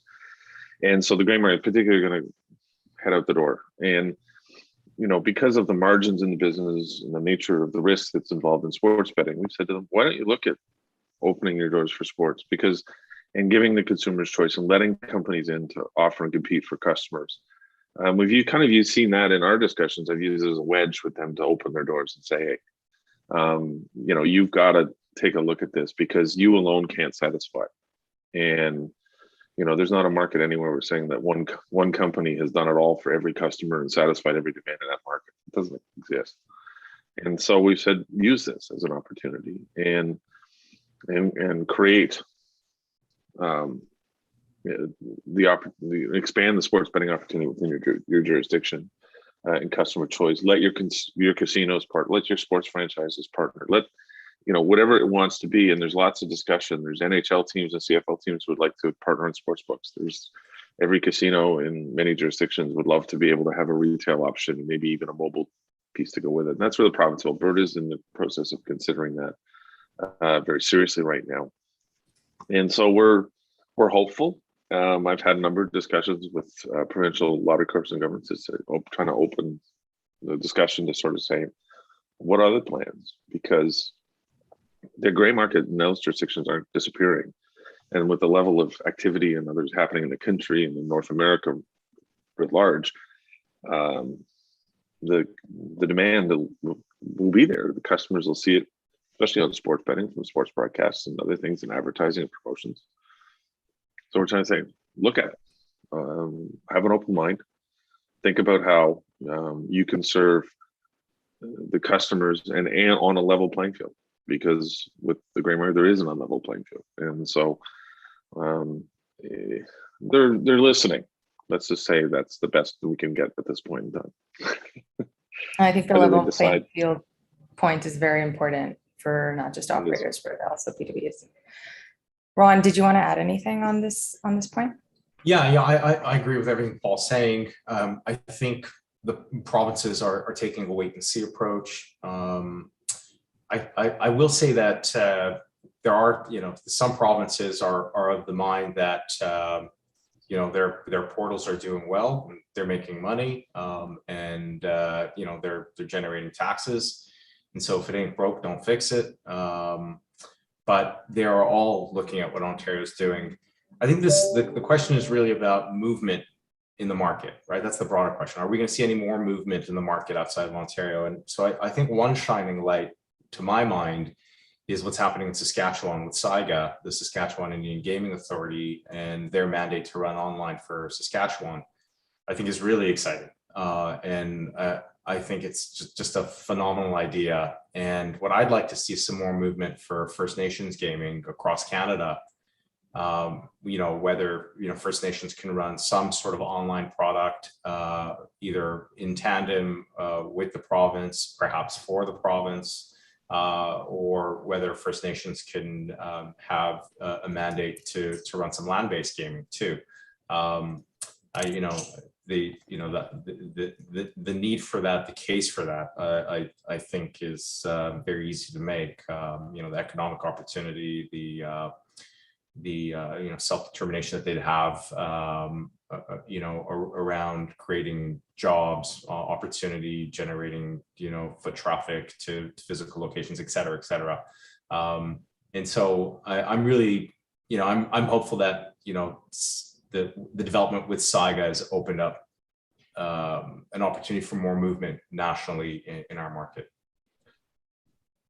Well, from an operator perspective, I can say we're hopeful that there will be progress with the other provinces as well. So we'll see what's to come. Just being mindful of the time here, we have a couple minutes left. I want to put forth one concluding question before we move on to Q&A, if any. Do either of you have any final thoughts, comments, words of wisdom for those who are looking to enter the iGaming market now or in future? No specific order. Feel free to jump in. Well, no, I think it's there's a robust market here in Canada, particularly Ontario. With 15 million people, ranks up about the top 5 jurisdictions in North America in terms of population. And I refer to it as a bit of a semi-mature market in some ways, because the gray market has been around for a long time, but there's great potential. And I think that's where I think the operators have to see as they look at evaluating entering the market, that our per capita spend is some of the lowest in the country in Ontario, where I live, versus some of the other provinces that have some of the highest ones in North America. So there is, I think, and that's a reflection of more being an underserved market. So when I look at the opportunity, I think from that, they need to see that there's potential. Yeah, my thoughts are, if you're the least bit interested, you need to get to work now. The question I usually get is, certainly with some gray market participants, is how long can I stay in Ontario before I need to commit to the process? Well, the HCO has released some comment on that, and they said that when we go live, it may be too late. It may not be, but it may be. And, as Paul and I, spoke about on the session, there's a lot of granular, there are many granular questions that you're going to need answers to. And so it's best you get started now. It's not as simple as, throwing your name into a hat and saying, oh, I'm in. There's obviously lots of planning, and possibly more planning than you can imagine. More dialogue than you can imagine. So I wouldn't rest on your pre-existing experience with other regulators. This experience is a bit different. I think it's going to require a bit more dialogue, a bit more fleshing out. So my advice is to get started earlier than you think. Wise words. Thanks to you both. I'm just looking at the Q&A here. I don't see any. But if that Zoltan, if you see anything in the back end that I don't see, let me know. If not, the audience can feel free to reach out to the speakers or myself directly. I can direct you to the speakers with any questions. So if no final comments or questions, that concludes our panel. Thank you to everyone for tuning in, and to our speakers for joining, of course, to Zoltan and team for organizing the discussion. And we look forward to the next one. Thank you. Thank you, Chantal. I think this is the 7th episode of the ongoing conversation already. So yeah, thank you so much. And I'm already wishing you Happy New Year and Merry Christmas because we won't see you anymore this year. So all right. Thanks, Thank you. Sultan. We'll see you at the next one. We'll see you in the new year. Yeah, in January. Take care. All right. So I see that the moderator from the next panel discussion is missing. But I already have some of his guests over here, Martin Lichka and Alan Stone. Hi, Martin. Nice to see you. Good to see you, Sultan. I'm not surprised that Bill's slightly late. Alan, nice to see you. Good to see you guys. All right. So I think we will have to wait for Bill and the others to join. But in the meantime, I would already like to ask you to conclude on your panel discussion and maybe do a crystal ball thing I did with earlier panels about what are your expectations of 2022 in terms of business-wise and personal-wise. Well, if I may start personal-wise, I'm hoping that we'll finally go back to normalcy. That sounds very cheesy, but I suppose we all would like to land in that position as soon as possible. It would, of course, help the business as well, but from Entain's perspective, a lot of people, I suppose, will be aware of our commitment to branch out into esports. I've been heavily involved with that. So I would hope that this will go well throughout 2022 and, of course, beyond. So Merry Christmas to you in advance, Zoltan. Yeah, we're already in that season. So Alan, maybe you would like to add to this. Yeah, I mean, I think I would just echo was what they said, and you know, for me, business wise, you know, we've got a lot of states here continuing to regulate, so just staying focused on pushing our regulations through, and then stay focused on releasing new products that support the operators in the market. So, got it. Personal wise, and personal wise, health. Family and friends and business comrades' health. That's all I wish for every year. Got it. Thank you. Hi, Bill. You are here. And unmute, Bill.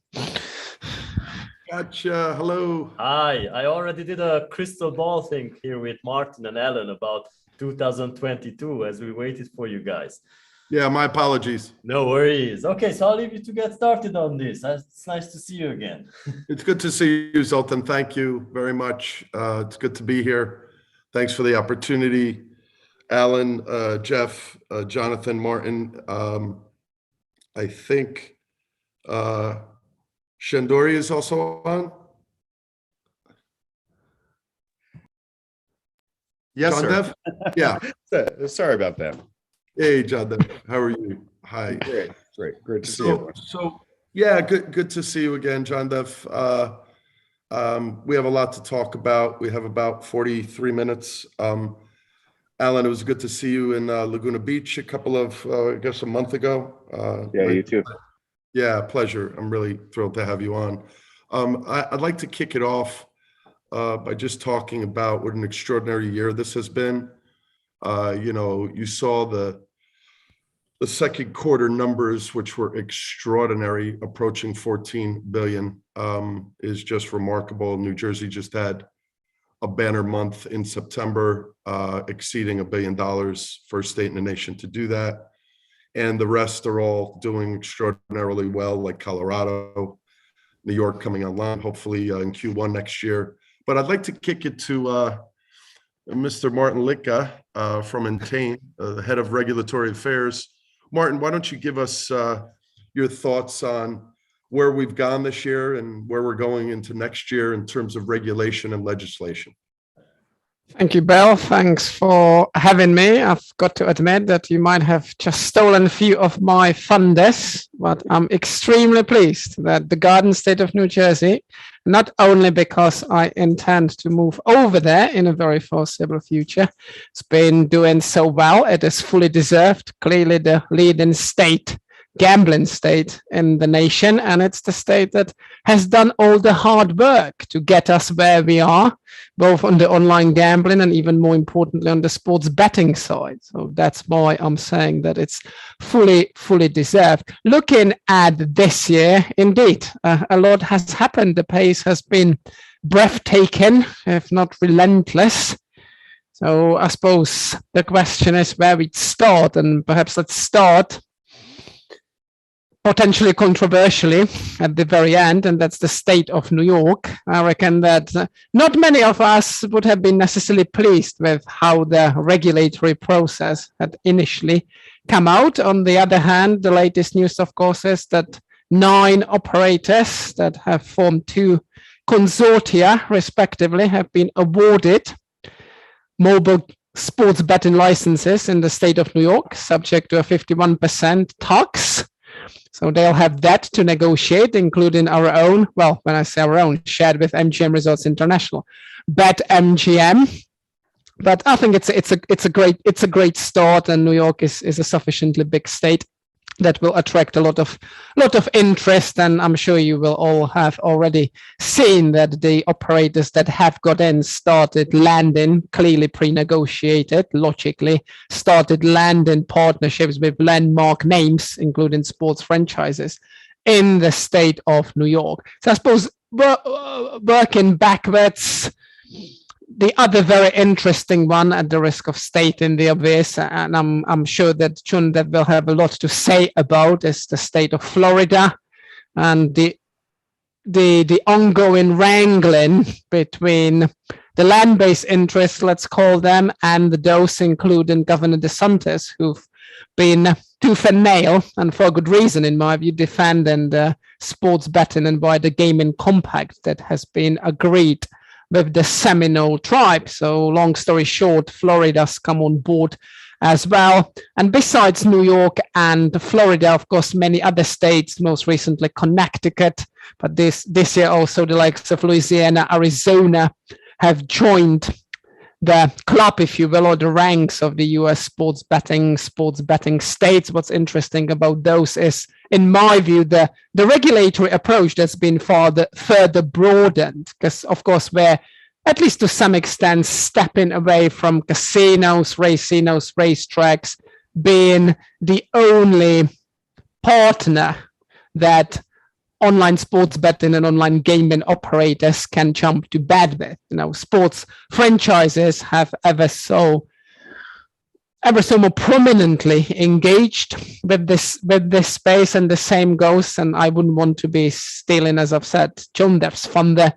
The Indian tribes have been very much involved in this space, and you all might have seen earlier today, or perhaps late last night, the statement of the CEO of Disney that they, I may be even quoting, intend to aggressively pursue sports betting opportunities. So let's see, perhaps Entain My Business will, in a very foreseeable future, working with the likes of Mickey the Mouse and Pluto and all these lovely characters. And very briefly, because I've been blubbering for about 3 minutes, apologies, looking at the year to come, I may be wrong, but I do believe, and I would suggest, that the next year could finally be an excellent year for online gaming, i.e. online casino and poker. We already know for a fact that the likes of Illinois, Indiana, a few other states will be intently looking into potentially regulating this space. Michigan, Jersey again, leading from the front, are also looking, following the court victory in the Wire Act related litigation, to bring liquidity together. And my final point, I appreciate that the rollout of online casino has been much slower than sports betting, but it seems to be picking up the pace. And to follow up on the previous theme, esports is most definitely a topic, not only music, but these days already a topic of the future as well. Oh, that's great. Thank you, Martin.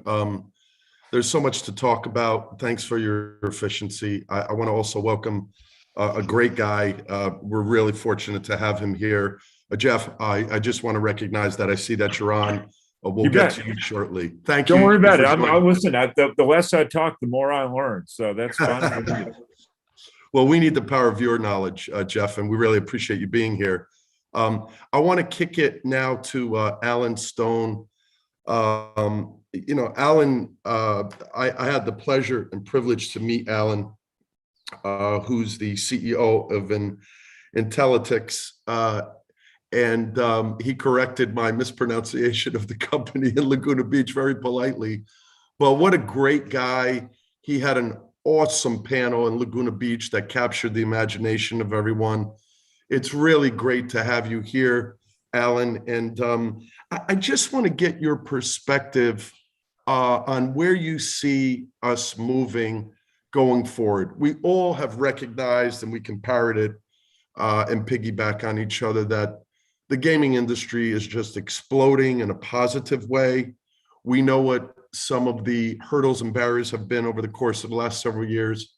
We also know through the front windshield what potentially could be threats to us. But I'd love your perspective and a little bit about your company, because I think people will be extraordinarily interested in what your company does. I think it's very extraordinary. Yeah, Bill, and thank you for having me join this panel. It was also great to see you there in Laguna. Yeah, so just a little bit. So Intellytics, we are a marketing analytics and BI platform purpose-built for real money gaming operators, as well as casual and social gaming operators, to help them better understand the capital that they're deploying to acquire customers and what those customers are doing for those operators post-acquisition. So actually understanding the true value of the customers they're acquiring, where are they acquiring good customers, where they're not acquiring good customers, which, as the markets continue to regulate and as more competition enters the space, becomes much more critical for a lot of these operators, especially the publicly traded ones, where they've got to show the marketplace not only growth, but profitability in the very coming quarters. So yeah, I think in terms of where we're going, we always like to look at it from a consumer-centric standpoint, right? Because our focus is on understanding what is it that consumers want, and how do we dispel that to the operators in a manner that allows them to capitalize on it.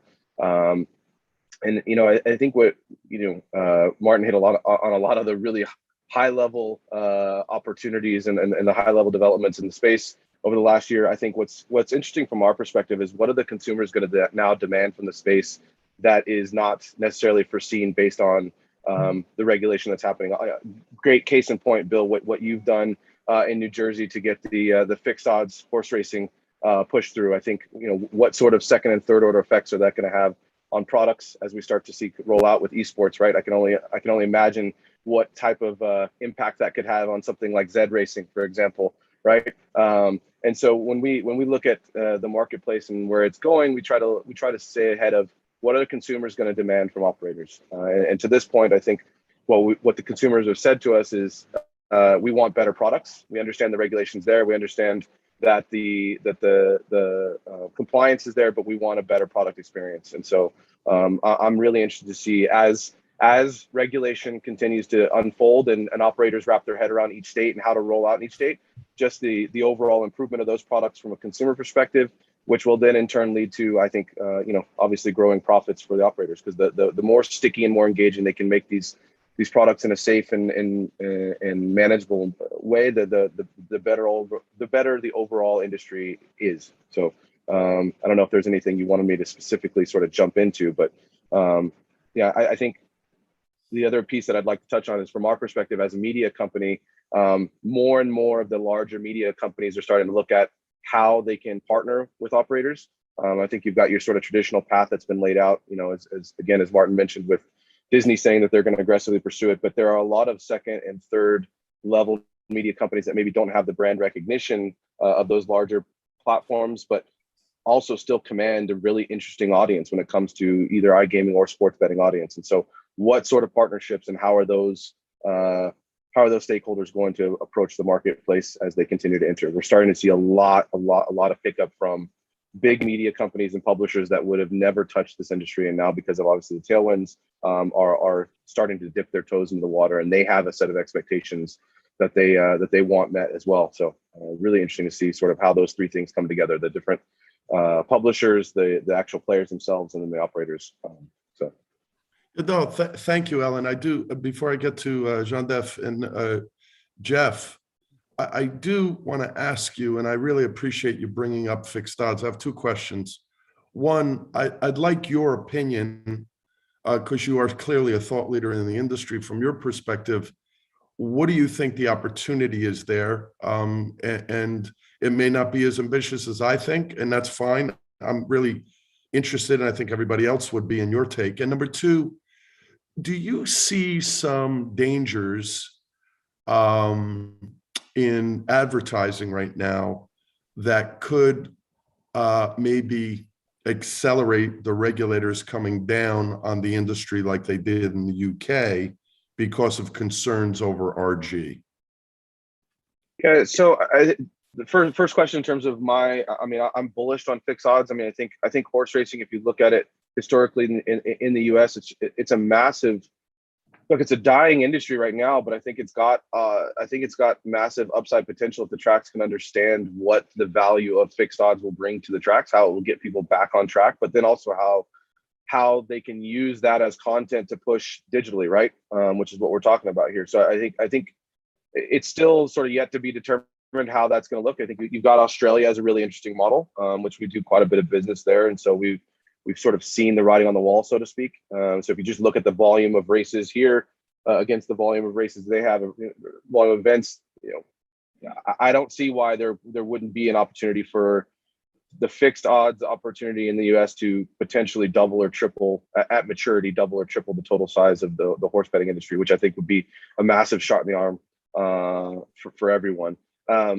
In terms of the second question, I think, I'll save that for a little bit later. But I think the main point that we see is that you've got to stay focused on making sure that the ads and the messaging that you're putting out is engaging enough that gets people to want to come in, but it also is not so engaging that it can be seen as deceptive. And I think what we learned in the UK and what we learned in even some of the Nordic markets was that the biggest challenge I think that the operators here have is, and we're a data company, so we go back to data. I think the reason they're so aggressive right now, and I think they are aggressive. I think they need to be really careful. The New Jersey regulator came out and basically said, "Listen, either you guys clean this up or I'll have to." Right? And I think a lot of the other regulators will follow suit.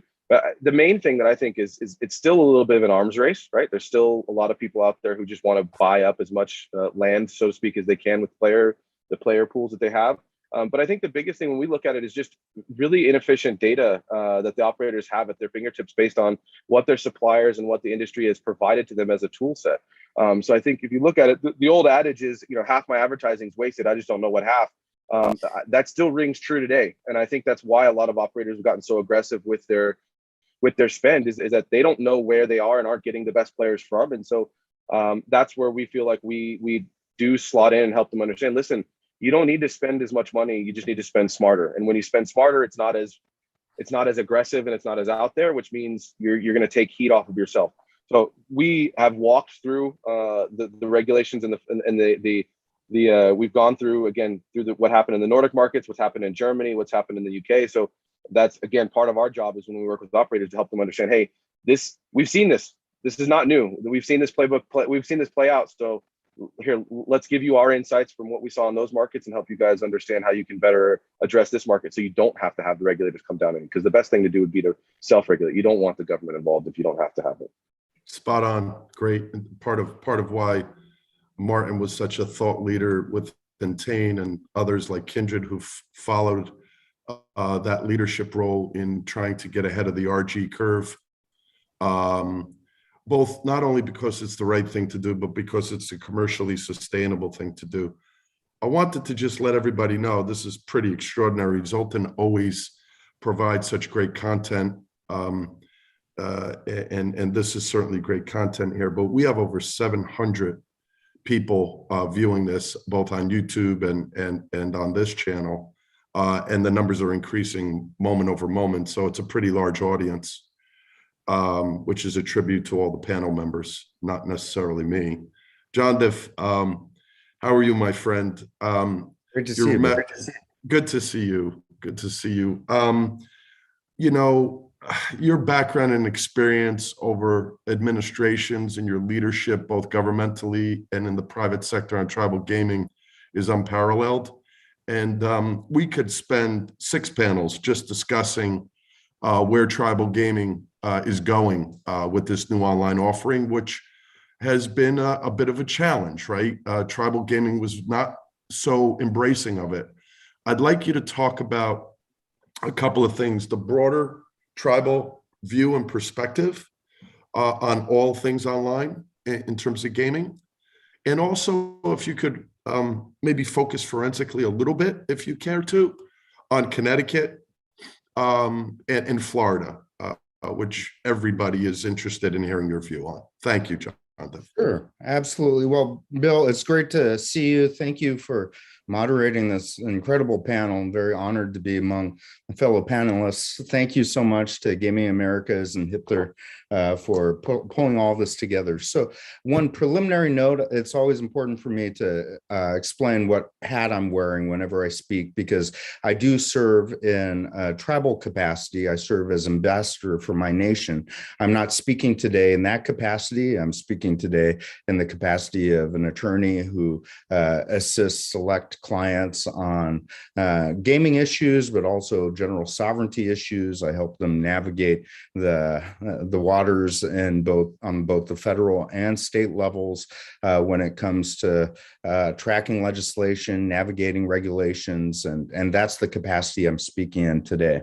So just kind of globally right now, I know the hot topic is, as it should be, where sports betting is going. And as I always point out, the real point of most discussions within the industry around sports betting actually don't necessarily, from an Indian law perspective, don't necessarily come from sports betting itself. They really involve larger questions of online gaming, mobile gaming, basically gaming that can occur off of eligible tribal lands. And so I know we have a large audience today and we could speak for hours, but simply put, Indian gaming refers to gaming under the Indian Gaming Regulatory Act.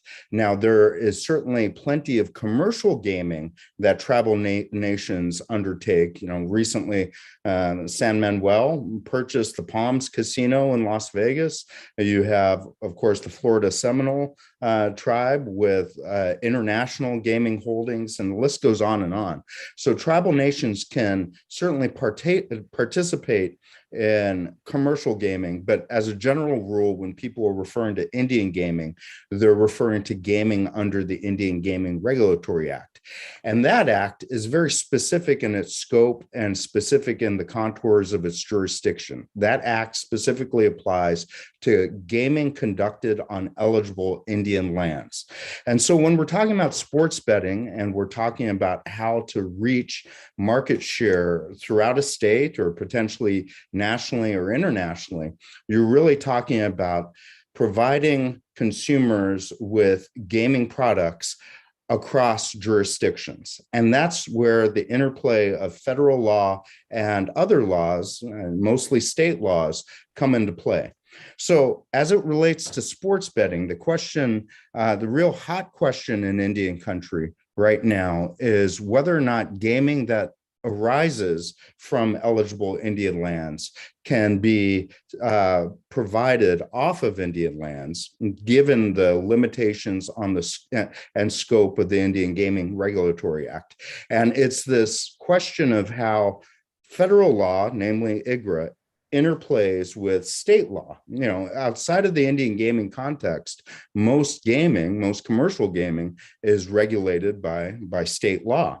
And so you have kind of not necessarily a conflict of laws question, but an interplay of laws question whenever you're dealing with, whenever you're considering tribal nations as partners in providing gaming offerings. So that brings us to Connecticut and Florida. Both states have tried to approach these questions in unique ways.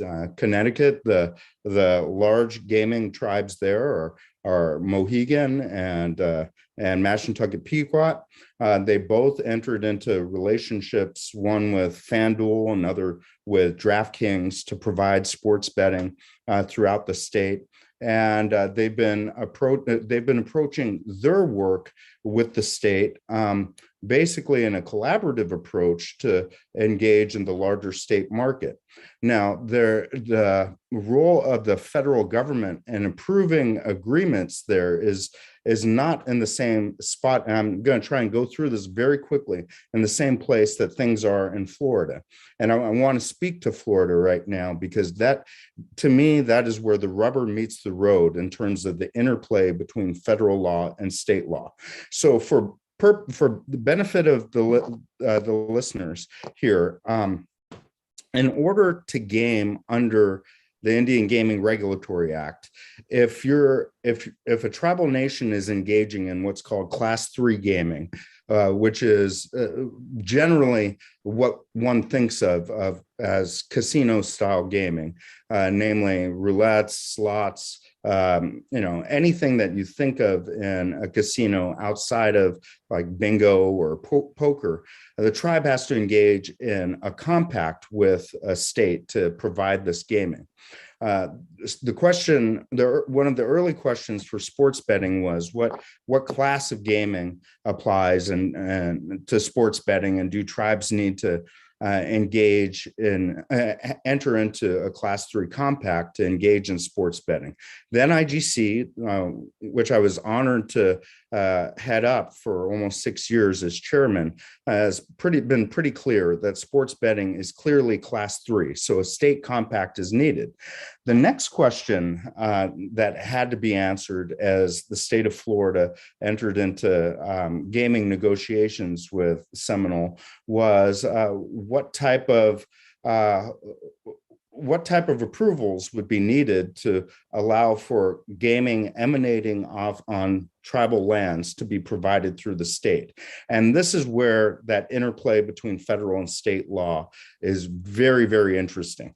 There's a Ninth Circuit decision for anybody who cares to read it. I know everybody on the panel is very familiar with it. It's known as the Desert Rose decision, which simply, it doesn't focus exclusively on the Indian Gaming Regulatory Act, but it takes a look at the Unlawful Internet Gambling Enforcement Act, and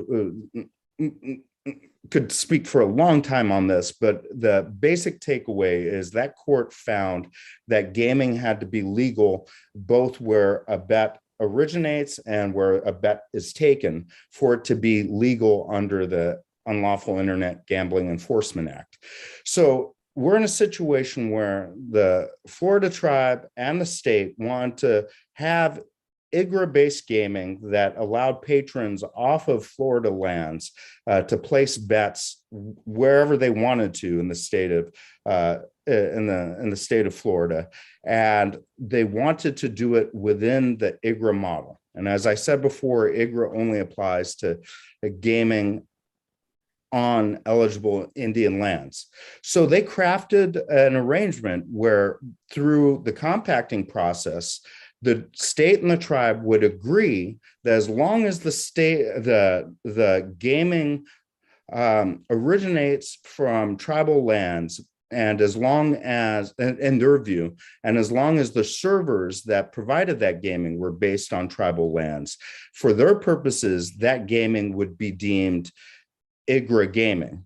And they agreed to this, negotiated a broad revenue sharing structure, and approved it and signed it and sent it to the Department of the Interior for approval. And I know I'm really getting into the weeds, but this is very important for all the listeners to understand. It's the Department of the Interior that finally approves whether or not a compact is legal. This question of whether or not the state and the tribe could, by agreement, interpret federal law, in this case, namely, where the gaming takes place. Is the gaming taking place on truly uneligible Indian lands? The question is a novel question, whether or not the state and the tribe could agree to this, frankly, through the power of contract. They could, whether or not these parties could interpret federal law. This question went up to the Assistant Secretary of the Interior at DOI, who has the power of approving these compacts, and he actually punted in some ways. He included some very positive statements, positive from the compact perspective, but stopped short of formally approving the compact. Instead, he simply allowed the compact to run its federal time limit and become approved under operation of the law. But I do want to read one quote from his statement. I know I'm eating up a lot of time, but I think this Florida situation is good for anybody who to look at, who's thinking of engaging in sports betting in any of the states that have been mentioned. The Assistant Secretary said, as technology and internet gaming evolve, other jurisdictions are deeming wagers to occur at a specific location. Multiple states have enacted laws that deem a bet to have occurred at the location of the servers, regardless of where the player is physically located in the state. The compact, meaning the Florida Compact, reflects this modern understanding of how to regulate online gaming. So it was clear that in principle, the Assistant Secretary supported this agreement by the state and the tribe to deem this IGRA gaming, but he didn't formally approve it. Now this is the subject of legal challenges, both on the state level and the federal level. And, if I don't want to place bets to say how this will play out, but it is a novel question that will, I think, shape the landscape of sports betting as well as online gaming throughout Indian country to come. If the state and the tribe win in this case, and they win throughout all the appellate layers, what that effectively means is, whereas before there were two approaches to allowing sports betting to occur with a tribal partner, one being the IGRA model, which focused really on gaming on eligible lands, and the other being the non-IGRA model, which focused on allowing tribal partners to compete in the commercial world as non-IGRA operators. Those were the two options. Now, if Florida and the state prevail in this litigation, there will be a third option, which is the power to independently contract interpretations of federal law. And that provides a third path forward for folks who want to grow sports betting or any types of online gaming off of Indian lands. So I'm sorry for sucking up so much time going over that, but I think all eyes are on the litigation from that compact right now. And I can't tell you who's going to win or lose. This is a new issue that's before the courts. And I know the folks that I work with, as well as myself, personally, we're watching this very, very, very closely to see how this all develops. So, Bill, I could go on and on and on, but hopefully I touched the right points with that discussion. You did, Jonathan. Thank you. And like I said, we could do multiple panels on just this subject alone. I want to bring in, as we're approaching the bottom of the hour, and then open it up, but I want to get Jeff Race, who is the general manager of Yahoo Sports, to come in. Jeff, thank you for being here, and I want to give it to you. Rather than ask a question, just go for it. Well, I'm happy to answer questions. Bill, thank you for having me, and it is, I'm genuinely humbled by sitting on a panel with folks who know a million times more about this stuff. I mean, the perspective I bring to this conversation is much more around the role that media companies play in this ecosystem. We've seen a frenetic amount of activity across the media sector, both amongst established brands and in many cases amongst brands that are basically building themselves around the category.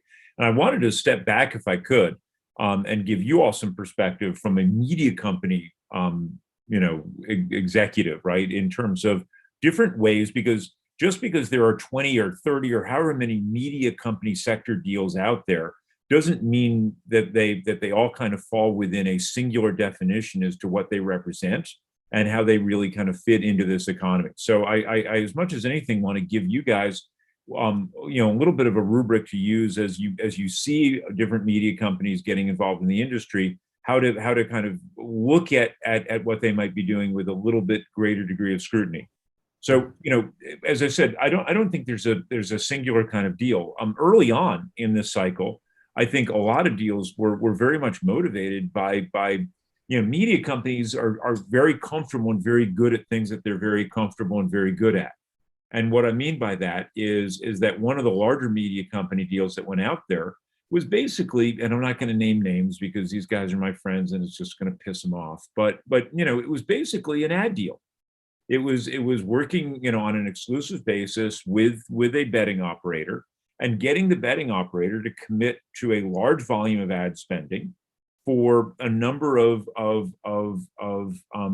you know, integrations that could fit into different broadcasts, some light integration with some free-to-play stuff that was happening on their site, but it didn't really drive any real conversion. It didn't drive any real, you know, the media company wasn't exclusive to that guy. They could still take ads from other folks. And I think, you know, I think what you're going to see over the course of the next couple of years is operators are going to get a hell of a lot more sophisticated about what they want out of these media company relationships, right? Because just an obligation to buy a bunch of ads, to basically have a bunch of acquisition-oriented calls to action are going to fall real short about in terms of really delivering the value that they want. Because just like in 2015, right, when DraftKings and FanDuel actually combined to become the second most lucrative advertising campaign category at ESPN, right? They supplanted beer, which was almost impossible for the guys at ESPN. ESPN was pinching themselves. They couldn't believe all this free money was coming into the category. What's happening here, right, and you're seeing it, is there's this reckoning that as the industry shifts from being singularly acquisition focused to being re-engagement and retention and propensity focused, the media companies are going to have to learn some new tricks, right? Because every CMO is out there saying, we're going to get this, whatever, $1,500 LTV so I can justify this crazy CAC, and then they're losing that customer inside of 30 days. So what that means is that ultimately the power that media companies are going to play in this category is helping their partners drive that share of wallet that's necessary for them to actually have a profitable acquisition. And what does that mean, right? The way we look at it at Yahoo, and this isn't meant to be an advertisement for Yahoo, but this is meant to be, you know, essentially give you perspective about the way we see the world, is that, you know, at Yahoo, in free-to-play fantasy football, we're getting something like 30 million player transactions happening a week around a week of pro football. You know, we have close to 1 million people last night who had Lamar Jackson on their fantasy roster for what he turned out to be a horrible performance, and it's going to put me in the hole this week in a matchup against somebody I work with, which kind of irritates me. But my point is, how do we start to create organic experiences around things that consumers are already doing in our platforms, right? If we've got nearly 1 million people who have Lamar Jackson on a roster, you all can figure out how that ties into whether it be a DFS-based or sports betting-based player prop, or play around the Ravens last night, or play around an over-under or whatever. And then basically it's an incessant job of rinsing and repeating and figuring out how to align those organic moments with whatever propensity that customer has demonstrated, with whatever jurisdiction they're living within, so you can understand, you know, what kind of action you can associate with that. And so I guess what I'm saying is be super skeptical when you see kind of old school media associations announced around trying to drive a top of the funnel around acquisition. Because all you're doing, right, is you're making that operator spend a hell of a lot of money to take a 1 in 3, 1 in 4 chance that they're going to win that customer, the majority of that customer spend, as opposed to media companies that are willing to really lean in and drive those moments of re-engagement. So when I hear that Disney and ESPN is getting interested in this, what I'm really thinking about is, okay, Are they just trying to grab a bunch of money at the top of the funnel and get huge commitments in order to drive that initial acquisition, then just kind of going, okay, partner X, good luck with that? Or are they really leaning in terms of how to unlock those organic moments that are abundantly available across their digital and linear platforms? Does that make any sense at all? That's great. I mean, I totally agree with you. I hope Disney appreciates and understands what power they can bring to the table. It's not a casual approach, and they've been so reluctant to get into gaming. Well, Alan said something. If I just can follow on that for a second. No, Bill, sure. Alan said something interesting in his remarks, right? When he referred, and I'm not looking to by any means nail him in this, but Alan, you mentioned in terms of media companies dabbling in the category. And that's exactly what you've seen in a lot of instances. And I guess what I'm arguing about is you will over time, you will be able to draw a very fine line between the companies that are dabbling, and those are usually ad-driven entities that really aren't putting any real shoulder into actually building a business around this relationship. They're not looking at their fan and saying, I want to own that fan's behavior as a sports bettor, as opposed to, hey, this is a really hot way to make a bunch of money. Maybe I can take a flyer on a 4.99% stake and keep my hands clean in terms of getting any more compliance overhead going beyond that. And you'll be able to go down all those lists of companies, whether they be networks or digital first companies, and you'll be able to keep score in terms of who's just trying to rake some money off the top and who's really looking to optimize the relationship they have with the fan around the category. Well, so I'd love to comment on this, because I agree 100% with everything that you just said, Jeff. I think from the engagements that we've seen with the media companies, what we've seen is that the media companies are willing to engage in exactly what you've just said, which is, how do we own that customer relationship, not just show an ad and get paid for showing that ad, or get paid some crazy CAC, right? The challenge has been, and I hate to sound like I'm beating a drum here, but the challenge has been technologically. The media companies are so much more technologically advanced than the operators are. And I hate to say that, because operators hate hearing that. But at the end of the day, exactly what you said, which is, hey, if we know we've got 1 million people with Lamar Jackson on a roster, what ad can we put in front of them, whether it's DFS or real money gaming, that engages that player to come in and place a bet or engage with the brand in a meaningful way? The timeline to make that happen technically from an operator perspective, that technology is broken, and that, quite frankly, just doesn't even exist, right? And so that's where we've seen is media companies come in and they're like, hey, we want to do all these really engaging things. We want to be engaged. And they're 6 months into the process and they realize, look, at the end of the day, the best thing we can do is just continue to drive acquisition for these guys. Because as much as we want to push and pull, and I agree with you, I think long-term, you will definitely see a distinction. And I think that's going to once you're fully committed. And I think, listen, I think those technical capabilities reflect one of the things that's been interesting across the operator landscape is how, just like media companies have to shift their thinking in terms of what problem they're looking to solve here, right? An operator has to shift their mindset, and they are accustomed to, all of them, with the exception of like the digitally native ones, but talking about the guys who are crossing over, right? They're all very accustomed to a mindset around a physical location.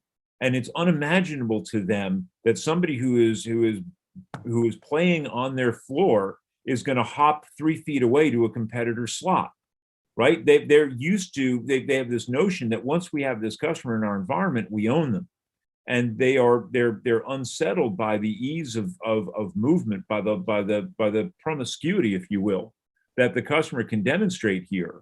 And they better figure out how to better inform that offer in real time, because the digital first natives are going to, and it's going to leave the traditional operators in the dust. Thank you, Jeff. Thanks, Alan. Good news. Zoltan doesn't do this often, but we're having such success with growing attendance that we've gotten a few more moments. So we're not going to stop at the end of the half of the hour. Martin, going to kick it to you to talk about all you're doing and working on and seeing in the sustainable gaming sector. Thanks, Bill. A few comments as a reaction to my fellow panelists, and I will not make it controversial, perhaps I should, but I agree with you, actually. First of all, Jeff might be pleased to hear that I do my NFL pick them on Yahoo Sports. I was less pleased indeed with Lamar's last night's performance and Bill will excuse that comment and hopefully forgive me for it. I'm having a Giants-like season already. So if the supposed favorite dumps a game to the likes of the Dolphins, then for a good reason, I was horrified.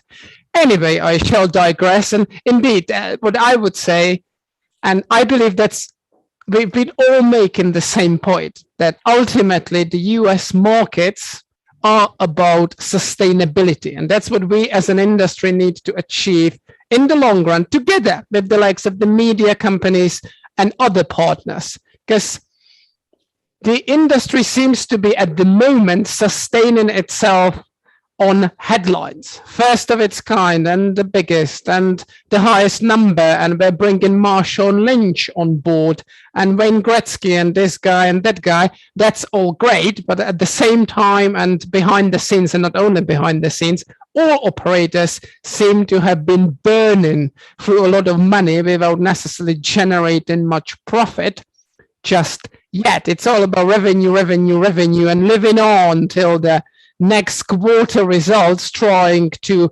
impress the shareholders with a view to convincing them to pump in even more money. And I believe hopefully that's a very nice segue into talking about sustainability, responsible gambling, because it's very clear, not only from what Director Reebok very pertinently, but also pointedly said a couple of weeks ago.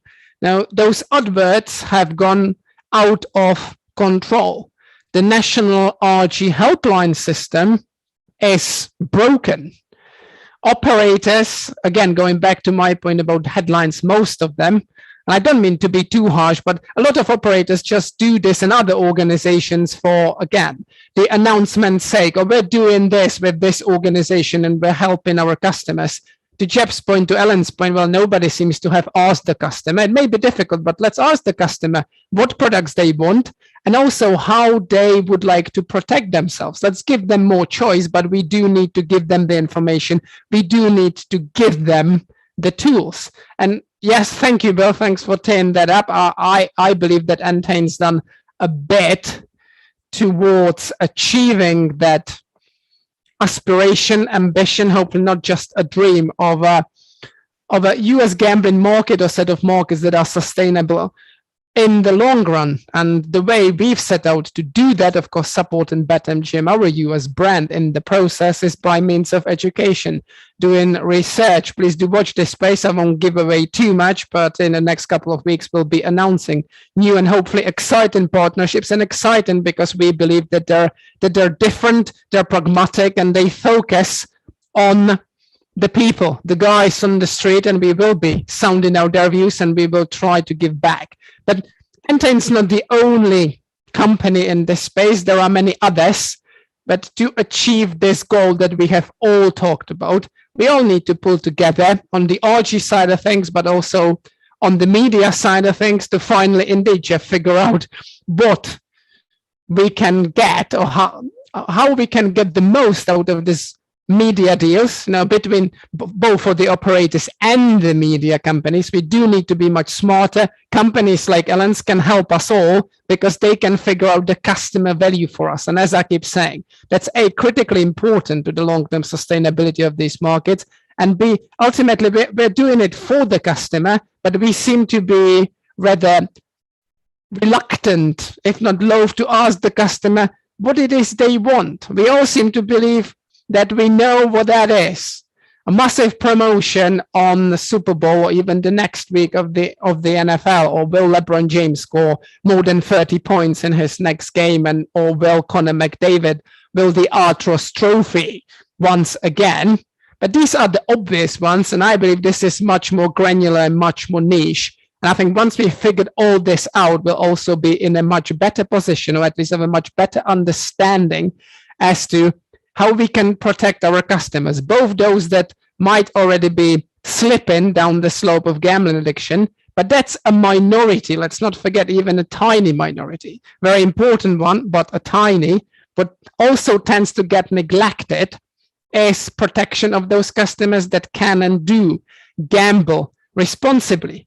Because if they don't remain engaged, then to Bill's point about doing business in a smart way, we may lose them. And unfortunately, we may lose them to black market operators who don't give a monkeys of a damn about consumer protection. So that's what I would say as a reaction to what my fellow panelists have very Did we lose you? Oh, sorry, Bill. If I could just weigh in just briefly, Martin's raised some great points in terms of consumer protection, sustainability, and you didn't use the term ethics, but you're really touching on some ethics issues from a regulator's perspective. I think these. I used to say quite a bit that with developments in artificial intelligence, behavioral psychology, the regulators need to be mindful that the industry is getting to a point where, you can really play piano with someone's brain. And that's not necessarily a bad thing. That often directs advertisements, services to people who want to know about these things. That used to be a talking point, but that was really thinking about gaming from a player consumer perspective. I mean, from the player experience perspective, the way that the games were being crafted to really make the experience as engaging as possible. You add to that the marketing tools that are available, both in the first in just the gaming industry alone, in terms of being able to in a very sophisticated way analyze data on players to direct marketing materials to them. These are, really, you're able to target services and marketing in a way that we haven't seen before. You add to that the power of behavioral psychology that many of these media companies have.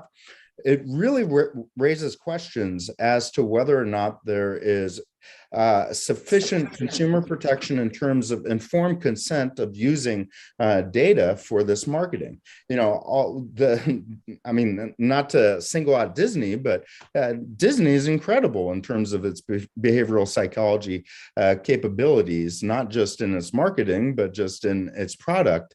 You couple that with the gaming industry, it is going to raise interesting questions for regulators in terms of how to make sure we continue this balance point between having a sustainable revenue generating industry, but also a sustainable consumer protection series or consumer protection framework in place. So I just wanted to point out that we're talking about the operations side of things. These are really interesting questions for regulators as well.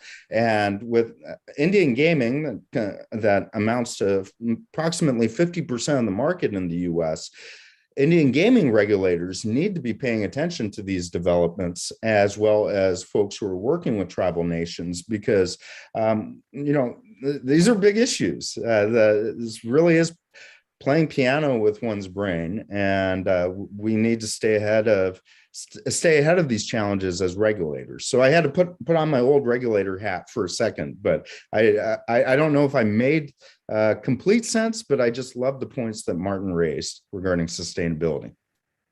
Oh, thank you, John Dev. Thank you for that. We're kind of approaching a wrap here. I wanted to just let you know that Jeff Rice from Yahoo had a hard stop, so he wanted to say thank you to all of you and all the listeners. John Dev, Alan, and Martin, thank you for all your contribution here. I want to wish everybody a great weekend. I'll see everybody back here in an hour or so with Dallas Baker from BetMakers to talk about everything fixed odds. And guys, I'll see you on the road and hopefully at the SBC Summit. And back to you, Zoltan. Thanks for I see Wayne Kimmel there giggling. Hi, Wayne. What's up, Bill? Thanks, guys. Hey, how you doing, my brother? Everybody have a great weekend. Zoltan, thank you. Thank you. See you later. Martin, See you later. And the Bye-bye. rest of the crew. Wishing you Merry Christmas and Happy New Year, because we're not going to see each other anymore this year on screen. Likewise. We better see you next year, though. Yeah, it's not a promise. See you. Take care. Bye-bye. Okay, Wayne, how are you? Haven't seen you for a while. It's great to see you. Great to see you. Really excited to be back, and should have a lot of fun.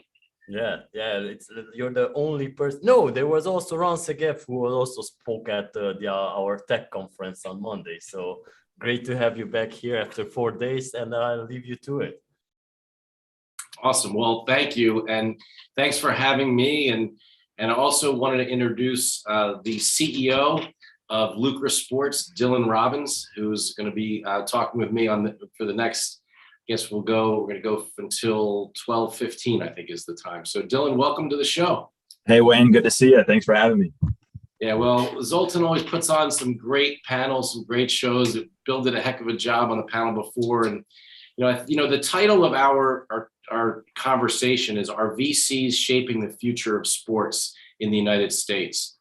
And, I think we're going to have an interesting twist on the title of this, because we're going to talk about what you do and the investment that we at 76 Capital have made into your company, and why we think that it's not the VCs that are making and shaping the industry. It's really the companies and the entrepreneurs. And we're just trying to help. So before we kick it off, Dylan, I just wanted to briefly share with the audience, what 76 Capital is, what we do, the kinds of companies that we invest in, and you'll be the example of that. So at 76 Capital, again, my name is Wayne Kimmel, the managing partner of 76 Capital, and we invest in entrepreneurs who are truly looking to change, who are looking to innovate and do the next thing in the sports betting industry, the esports industry, as well as sports tech. And we want to get involved with entrepreneurs at the earliest stages as possible, help you build your business, help you take your business from an early stage company, and hopefully take it along the chain to get you to be, a multi-million dollar, hopefully multi-billion dollar company over time. And that's what we're all about. My partner, Chad Stender, who actually sits on the board of Lucra with Dylan, is very involved with what Dylan does. My other partner is John Powell at 76 Capital. And some of the companies that we've been involved with that some of the audience may be familiar with is we were the investors in VSiN, the sports betting network, which was recently sold to DraftKings.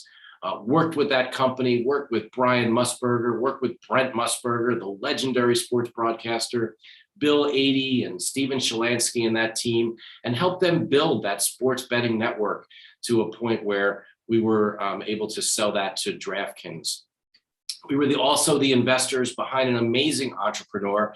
In a way, Sam Ratner from Victory a little bit reminds me of Dylan. We're going to talk about that in a little bit. Sam had this amazing idea of creating a next generation sports betting platform. And he did that along with bringing in Scott Butera from MGM. And we ended up selling that company to Fubo TV. And now Fubo Sportsbook is live in Iowa, and hopefully many more states very, very soon. Excited to see what's happened with that business. We're also investors in companies like US Integrity with Matt Holt. Many of you know Matt and all the things that he's done. We're investors in an incredible company in the esports industry called Nerd Street Gamers. Tomorrow we have our grand opening of our esports campus in Philadelphia. We have locations all across the country and do some incredible things and have amazing investors like Comcast Spectacor and Five Below and Founders Fund that have invested with us in those companies. And then we do companies just in, traditional sports tech companies as well, in and around, and many of these sports tech companies, whether it was a company like a Shot Tracker or a Diamond Kinetics in baseball, this baseball and all the technology that's inside of it that, really feels like any other Major League Baseball. All of these companies, all of this technology is being used across all of sports, and of course ties into the world of gaming in so many different ways. So we don't really look at ourselves at 76 Capital as the ones who are shaping the future of sports. We're investing in the entrepreneurs who are truly shaping the future of sports. They're the ones who are really making it happen. They're the ones who are truly building these companies. And that's why I'm so excited and honored to have Dylan Robbins, the CEO of our portfolio company, Lucra Sports, with me to talk about all the amazing things that he's doing at Lucra with his team and how they are truly shaping the future of sports, sports wagering, and sports betting. So Dylan, welcome. Thank you, Wayne. I know that a great introduction around all the things that you guys are doing. I think it's an interesting indicator of just the different types of unique ways to get involved in sports. Right? There's so many different things happening, from integrity to data to wagering to media to content, and it's like the industry is just exciting and it's booming right now. And I urge other entrepreneurs to continue to innovate in the space because there's just so many things to do. And the consumer wants them. I think that's the most exciting part, is the consumer is just yearning for new things in this space. Well, and that's why we're so excited to be investors in Lucra Sports and in you and your team. And I think it would be great to start off to share with the audience what is Lucra Sports, and then I really want to get into your backgrounds, your partners, and your kind of interesting spin and sort of the next thing that you're doing in and around sports wagering. Sure. So quick background on Lucra. Lucra is a new and exciting peer-to-peer wagering platform that allows fans to engage with their friends. And so that's kind of the key part of that statement, is that we want peer-to-peer, people to play with each other, Dylan versus Wayne or Wayne versus Zoltan, approachable, social, legal, and fun. And so it's really trying to hit on some of the points actually from the previous panel around fan engagement, right? I think we really view ourselves, yes, we're a wagering platform. We have real money coming through our site, but it's a fan experience platform. And I think when you talk to a lot of fans, from avid to common fans alike, having $5 on the game or $10 on the game really amplifies that experience. It just changes the brainwaves. It changes the way you think about it, and it really makes even unexciting games exciting. I mean, we have fans all the time tell us that the garbage touchdown from their player like made or break their bet, and we love to hear that, because it's not all about the team, right? And we're really focusing on the player. So Lucra is a player proposition model. I pick a player like LeBron James, and I select one for my opponent like Kevin Durant, and we battle in a head-to-head contest. So LeBron versus Durant points, or Brady versus Rodgers touchdowns. And what's cool about this, other than the fact that it's very simple for users and very quick to play, is it allows for cross-sport interaction, because we aren't doing fantasy attribution, we aren't doing fantasy rosters. So we're seeing contests like James Harden 3-pointers versus Tom Brady touchdowns, or Steph Curry 3-pointers versus Serena Williams break points won, or Dustin Johnson birdies versus punts in the NFL Thursday. There was a lot of punts last night if you watched the Thursday night football game. So we saw some pretty big punt metrics there. So it's really cool in that it provides users customization. It's a big tenet for us, is that we're trying to create a user-generated platform. Our fans love sports. We're now trying to show them that they can wager in a approachable, safe way, while being able to love sports the way they do, right? We don't want to impart lines or impart spreads or impart these different complex betting terminologies on our users. It's much simpler than that. So I'll pause there, Wayne, but that's kind of how I would say we're attacking this problem. Well, I think maybe also would be helpful is, so you talk about, Lucra Sports being a peer-to-peer wagering platform. In the United States, where is it legal? How is it being rolled out across the country? Yeah, absolutely. So we are now currently live in 37 states. Importantly, some of the big ones, right? So California, Texas, Florida, New York, Massachusetts, etc. And the key to our business model is that we have set ourselves up as a skill-based game. And there are pros and cons to that. We had to make sacrifices in our product. There are no game-based wagers on Lucra. So no Knicks versus Nets, no Giants versus Jets. There are no Las Vegas odds or spreads in our product. So we can't say, hey, you've picked LeBron and Durant, the correct line is -3, because we're not going to be suggesting lines to our customers, because they need to user generate these as a game of skill. We don't have one player, we have multiple players. So instead of just saying LeBron James over under points, it's LeBron versus Durant or Rodgers versus Brady. And lastly, Lucra is not the house. So we don't actually book any bets. We don't take any risk on these bets. We've built a technology platform that kind of sits at the middle as a marketplace so that users can connect and we're indifferent to the winner. So our skill-based nature, we follow followed the path set out by a lot of our fellow counterparts, folks like Monkey Knife Fight, and even FanDuel and DraftKings, who have kind of created this industry of skill-based games, and kind of following that path to create a multi-state and interstate platform. So 70% of our wagers right now are across state lines, which I think validates a big thesis for us that our users are dispersed across the country, and having, making those sacrifices in the product to allow for that really amplifies the liquidity on the platform. So, again, one of the things that this conversation is all about is how your, entrepreneurs, VCs are shaping the future of sports. So I think it'd be interesting for you to share a little bit of your background and your partners and your co-founders at Lucra's background, how you all came together, and how this turned into what it is today. Yeah, so it started with a love of sports across our team. So we are as avid of sports fans as you're going to find. I'm from New York.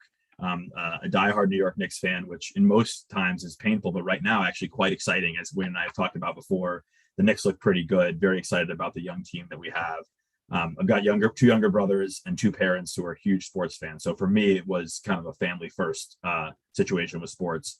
And that led to wagering pretty early on. I mean, I've been wagering since I was, a teenager and in college, and, DraftKings, FanDuel, and, playing around the different sites in the US. And it was pretty clear to me that there was a need for something like Lucra.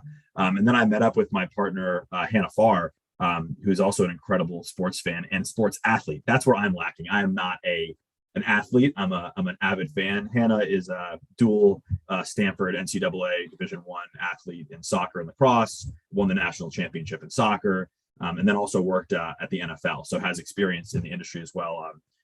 Funny anecdote, we had one of our other team members here this week who was on the Columbia soccer team. And then my chief strategy officer, Mike Matting, was on the Williams soccer team. And there was a pickup soccer game happening, and the Lucra team dominated, is what we'll say. I was cheerleading and, I was on the side, but it was fun to watch our team in action. We're thinking maybe we challenge our competitors to sports wagering soccer matches or something like that. We could probably do pretty well. Look, I mean, no one wants to play against you guys, and especially Hannah. I mean, yeah. No, Hannah's she's a menace out there. And that national championship was not a fluke. I saw it in person the other day.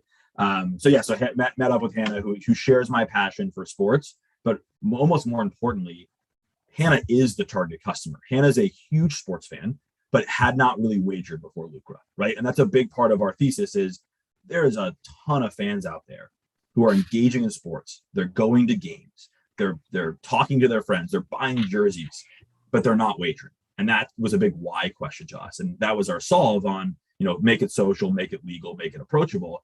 And Hannah's been our one of our big test cases of that. As we think about features, I come in with my kind of avid betting perspective, which is important, but Hannah's a really great sounding board on the common fan of, hey, this is how I would use this feature, right? So Hannah's been a really good partner in that regard. And then we have Ed Syke, our CTO, and Ed is really a grounding force on the team. He's got a ton of experience, 30 plus years of software development, Microsoft, Deutsche Bank, and he's an avid Buffalo Bills fan, which again was a painful thing for a lot of years, and now the Bills are fantastic. So, and Ed is a fantastic CTO, incredibly strong developer, and a great leader, and has a really built a strong development team, because we do have a complex product. It's not an easy product to build, and that's been a big part of the value. Well, it's tremendous to hear about all the different team members and how it's all came together. And this, if I understand, everyone met at Stanford. Is that what? Most of us. So Ed is in Raleigh, North Carolina. So Ed is away, but I'm at Stanford. I met Hannah at the Stanford Graduate School of Business. Mike Matting also attends the GSB. So Stanford has been a big part of our kind of growth, and the resources here, I mean, as a quick plug for Stanford as a whole, are incredible. I mean, the people are incredibly smart, and through osmosis, I've learned so much about just what's going on in entrepreneurship and venture capital. And it's really kind of opened my eyes, how incredible, kind of part of this conversation, how VC can really help grow a business like ours and put it on the fast track to hopefully success. And so Stanford's been a big door opener for us, and a very big part of our story. Well, when you think about, looking at, you're looking at the world of sports wagering, sports betting, almost from the view of a as a Stanford, alum, a Silicon Valley sort of lens, as compared to someone that has been in the industry your whole life, your whole life or whole career. Talk about that a little bit. Yeah, I think there are pros and cons to it. I think the pros are that we don't have any preconceived notions of how things should be, right? We have like just a wide open view of this world needs to change. There needs to be innovation. It needs to be millennialized. It needs to be democratized. And we want to try to do that. And that's a good thing. I think that open ideas and creativity and we have a bunch of like new players. I'm 2 or 3 years into this space now. I've dug in a lot on the legal work, as you and I have discussed, but I don't have years of experience at a traditional gaming company, which gives us a big positive.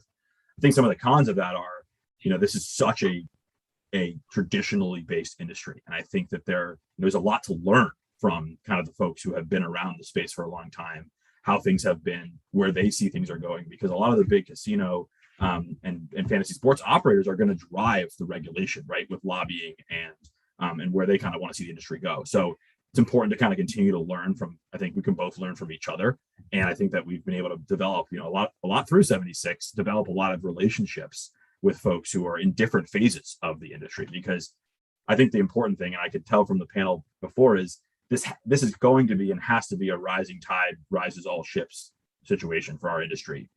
There is too many hurdles, regulatory and just bias against our industry in the US, that the industry needs to work together to get the consumer over that barrier. I mean, something I always say is it's crazy to me that you can, gamble on cryptocurrency, or you can gamble in the stock market, making speculatory bets, but that you can't gamble in every state on a sports game. And so I think that is years and years and years of pent up energy that I think we're in the first inning or second inning of seeing this change happen. Well, on that point, I mean, I think there's so much happening. There's so much change happening in and around this industry. I mean, just the speed, and I mean, because you talked about pent up demand. I think that was one of the things that surprised everybody, whether it's us as VCs or people who've been in the industry, for years in the gaming industry, how fast the regulation has changed across the country from a pure wagering side of things. But at the same time, I think one of the interesting things, and you and your team have done this at Lucra Sports, is to really, I mean, when I look at, sort of your app, right, and how the app works, how you're able to swipe and how you're able to suggest different types of contests and how social it is. Talk about how that has all came together, because you're truly what your app does not look like everything else that's out there. Yeah, so it's a great point, and I'm glad you think that, because that's the goal for us, right? It's like we didn't want to build a sports betting app with some social. We wanted to build a social platform where wagering was the medium for people to engage with their friends. And I think we've seen that when we survey our customers. Every other person we talk to, it's their first wagering experience. And that gets us super excited, because they're like, hey, yeah, I had not done this before, but my buddy who's a big gambler invited me on, right? So we have this awesome innate network effects referral-based system where the power users are like, hey, this is one that my fiance or my mom or my buddy who doesn't wager would maybe play on. And so I think that's been a really key point. And I think the way that we're trying to do that, and this has been one of the biggest learnings, is listening to the customer. I think that we had designed a version of this in our head, which was pretty good. And then as soon as we learned from the customers, it's like, we want this, faster, quicker, easier. And so, as you said, we designed this new feature called recommended matchups. And they're our version of kind of like a Tinder card swipe, where you can kind of swipe, I don't like this one, I don't like this one, I don't like this one. Oh, this one's cool. And it skips all the flow of picking players or picking teams or picking stats. You got to go back. And maybe go a little slower, because this is the one thing that I love to be able to just, just you suggest matchups. Right. So and like, if you don't like them, you flip by them. Right. So this is like Baker Mayfield versus Mac Jones, right? Oh, I don't like that one. Switch. This is my guy Julius Randle against LaMelo Ball tonight in basketball. And I don't like that one. Flip. All right, maybe Brady versus Heineke, and you can switch the player. So you can decide like which side that you want. So let's say I really like Brady. I can then swipe right, and it brings me to the flow where I can then easily, with one click, pick my wager and share it with my list of friends right here.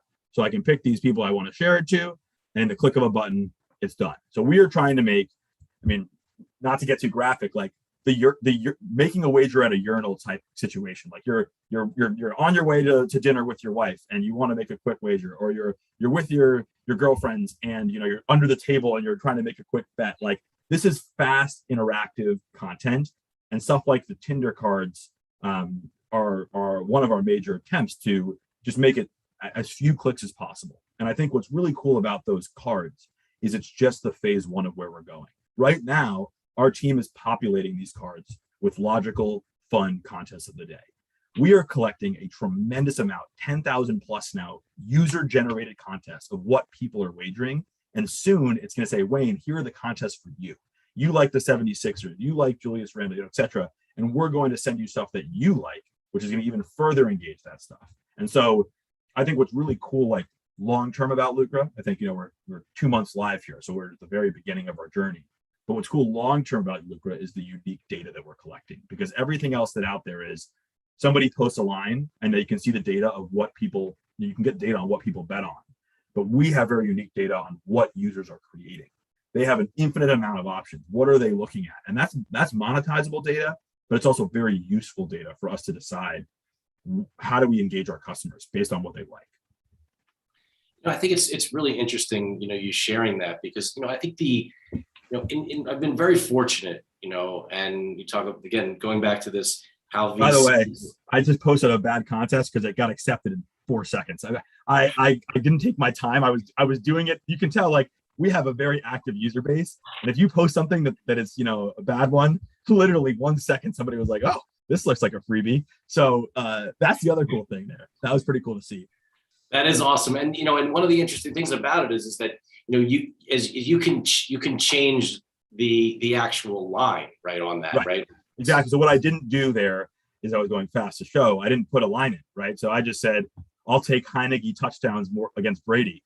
The other guy was like, I'll take Brady, right? And so he jumped in on that. But I could have set, if I was going slower, a line to make that contest more fair. Good, enjoy the $10, whoever that user is. Well, what I was saying was, I think it's really interesting, the fact that you are able to collect all this data on what the consumers want and what they're doing. I think one of the things has been really interesting, and I've been so fortunate to have the opportunity to sit down and talk with some of the quote unquote old time bookmakers across the industry. And I think some people have this misunderstanding, and belief or belief that they don't really know, they're not up to speed. They are so not true, right? So not true. But what they didn't have, I would say, the one thing, they didn't have access to all of this data that you're now able to collect. And that's gonna, and I think that, just so I'm wondering kind of how do you believe that's gonna really shape the future of wagering? Yeah, I think I agree with all that. I think it does shape this down the road as we collect more data and as we get more particular data on not just user by user, but demographics, geography, time of day. We have all this interesting user generated content of what's going on. I think eventually that'll change the way that users are interacting at a sports book or at a casino. Based on what users are actually wagering, there should be a complete change in what kind of contests are available, right? And so if you see that there's this whole new market of people who want to wager on punters, as Wayne and I have joked about, we have a big punting community on Lucra that love to wager on punts, which I think is awesome. Why can't that be replicated across all sports books in the US? Like right now, you don't really see options. I've never seen an option for punts before. I've never found a place where I could wager on punts. But if I can tell you that, 3% or 4% of our users have placed a wager on punts in the last month, that's a high enough percentage where you'd probably want to list some punt wagers. customers, right? And so that's like one small, very use case of it. But I think eventually, like the user generated data should be informing kind of what's out there in the market. Well, I think that also it also adds to a little bit more, and something that I know that is on your roadmap as well at Lucra, Dylan, is the sense that it'll be more than sports, being able to wager on more than sports. What are your thoughts around that, or what are some things that you can potentially share at this time? Yeah. So I think that more than sports is a great way to put it. I think sports is the glue, I think, of wagering. I think it's something that's a known entity, right? The data for sport, that's one thing that we're thankful for. The data for sports is amazing, right? Like there are so many great providers. The data comes in real time. We have no issues. One of our taglines is no more chasing your friends for money, right? All of our data comes in accurately. And as soon as the game is over, you'll be paid out, and you don't have to go chase your friend down on Venmo for that wager. But I do think that sports is just the beginning for a few reasons. One is there's a tremendous amount of other opportunities out there that are untapped right now. So we think reality television is one of them. Something that is quite interesting. Things like The Bachelorette, The Bachelor, Dancing with the Stars, Survivor. I mean, there are cult followings of these shows. I mean, as a Survivor fan, Survivor comes out on Wednesday. My wife and I are like, first thing that we do is we watch Survivor, right? And we bet with each other about which player is going to get voted out. Like that's something that we do. And we bet cleaning chores, and I generally lose and end up having to do all the cleaning. But why couldn't you do that on Lucra, right? And so I think that reality television, it's a great customer acquisition tool of something that people are engaging with into Lucra. But that's just the tip of the iceberg. I mean, why shouldn't we be wagering on cornhole or at colleges beer pong or a game of chess or there's just an endless amount of opportunities that create other complex problems. So the reason that we started with sports because it's an industry that exists, one that we can innovate in with our touch, our peer-to-peer model, and then hopefully be at the forefront of these other types of peer-to-peer wagers over the next couple of years. When you look into the future of what you're doing at Lucra Sports, Dylan, or what you sort of see where the industry in general is going, there's technology that just wasn't able to be used. Where when you used to have to just walk up to the counter, place your bet, make sure that you used the right number, and you have to talk about a rotation number and place your bet the right way, and not get looked at a little funny if you say I just want to buy, I'm just betting on the Golden State Warriors tonight, and like, what's the rotation number? 806, whatever. And I think that stuff is kind of leaving this world very quickly. But when you start thinking about the future and new technology, whether that's augmented reality, whether that's the use of blockchain, the use of AI, like where does this all go? I mean, and that's why it's so cool with new entrepreneurs coming into space is like we see every day other partnership opportunities where Lucra can plug and play into VR, AR, blockchain, etc. I mean, when we talked with Sam, I mean, we were talking about things like Fubo doing a sports book. Like there should be an augmented reality piece to that where you can kind of sitting at home, you can you got a headset on maybe, and you're clicking your bets in, and there's just you should eventually be able to create and across many states a digital sports book that you can sit in your house and engage with your friends, right? You could be watching. They have that awesome thing on Oculus now where you can watch the game like in the front row. So you can put on the Oculus and you can be like sitting in the front row at the game, and there should be a pop-up that says who's going to hit the next three, LeBron James or Kevin Durant in this game through Lucra, and you can just kind of quickly shoot that to your friend who's also watching the game right next to you, right? So there's like the future of this is almost overwhelmingly exciting, and I think the real question mark is how long, and who and what, but there's so much to do, and we're excited about that because we think that Lucra uniquely plugs in a lot of these ways, especially in states where sports wagering isn't legal. I think that's something you mentioned, Wayne, is like the regulation is happening faster than we think, but it's still a slow moving process. And I don't think we're a lot of, especially states like California, there's like a lot of big states that we're ways away, and especially on the federal level with the Wire Act, like we have some time. And so maybe there's a unique opportunity for Lucra to plug in some of these situations as a skill-based game in some of these unique kind of AR, VR, AI, blockchain type platforms. I do worry a little bit about blockchain in that I think it's complicated. And I think something that we have talked a lot about is simplification. And so adding another layer of understanding cryptocurrency and blockchain, while it adds a lot of value in a lot of different ways, is something that we've been hesitant on. It's something that we could do now, but we only have fiat in our platform right now. So it's something that we're trying to keep aware of to see how our users are understanding that space before we kind of force it on them. Well, you mentioned, AR, and that's one of the things that one of your close, almost a neighbor, our team, our team at 76 Capital are investors in Quintar, right? And they're doing a lot of those things, and that's the kind of, when you're thinking about being able to bring all of this together, it's really exciting to see how this will all play together. So I'm excited for you and Jay and the rest of the team to figure this all out and present kind of this unbelievable experience where you literally have the sports book in your own world, wherever you are.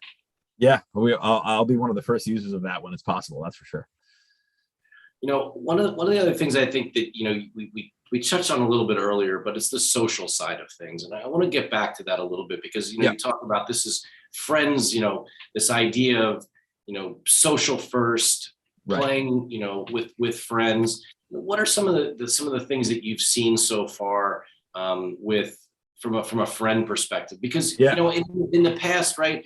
I mean, you said, you had grown up in New York and betting on sports. I'm sure you weren't talking to all your friends about all your games. You weren't talking to your... No, I mean, you don't want to tell your friends when you're taking the ferry over to Jersey just because you can't make a wager in New York. And you're like, where were you for the last 2 hours? It's like, well, I had to go to New Jersey. And so, no, these things have definitely changed a lot. And I think Lucra is at the forefront of it. And so a few things to discuss. Number one is Smack Talk. Smack Talk drives engagement and that drives wagering. And so that's something that I think we have just hit the tip of the iceberg with commenting and chatting and notifying people on Smack Talk. But we're building an enhanced chat feature where we're going to have a WhatsApp or a GroupMe type module in Lucra where you're going to be able to embed your Lucra contest in your chat. So you'll have your chat with your 5 or 6 group friends who love wagering, and you'll be able to embed your Lucra contest in and not only chat, but accept wagers really quickly through features.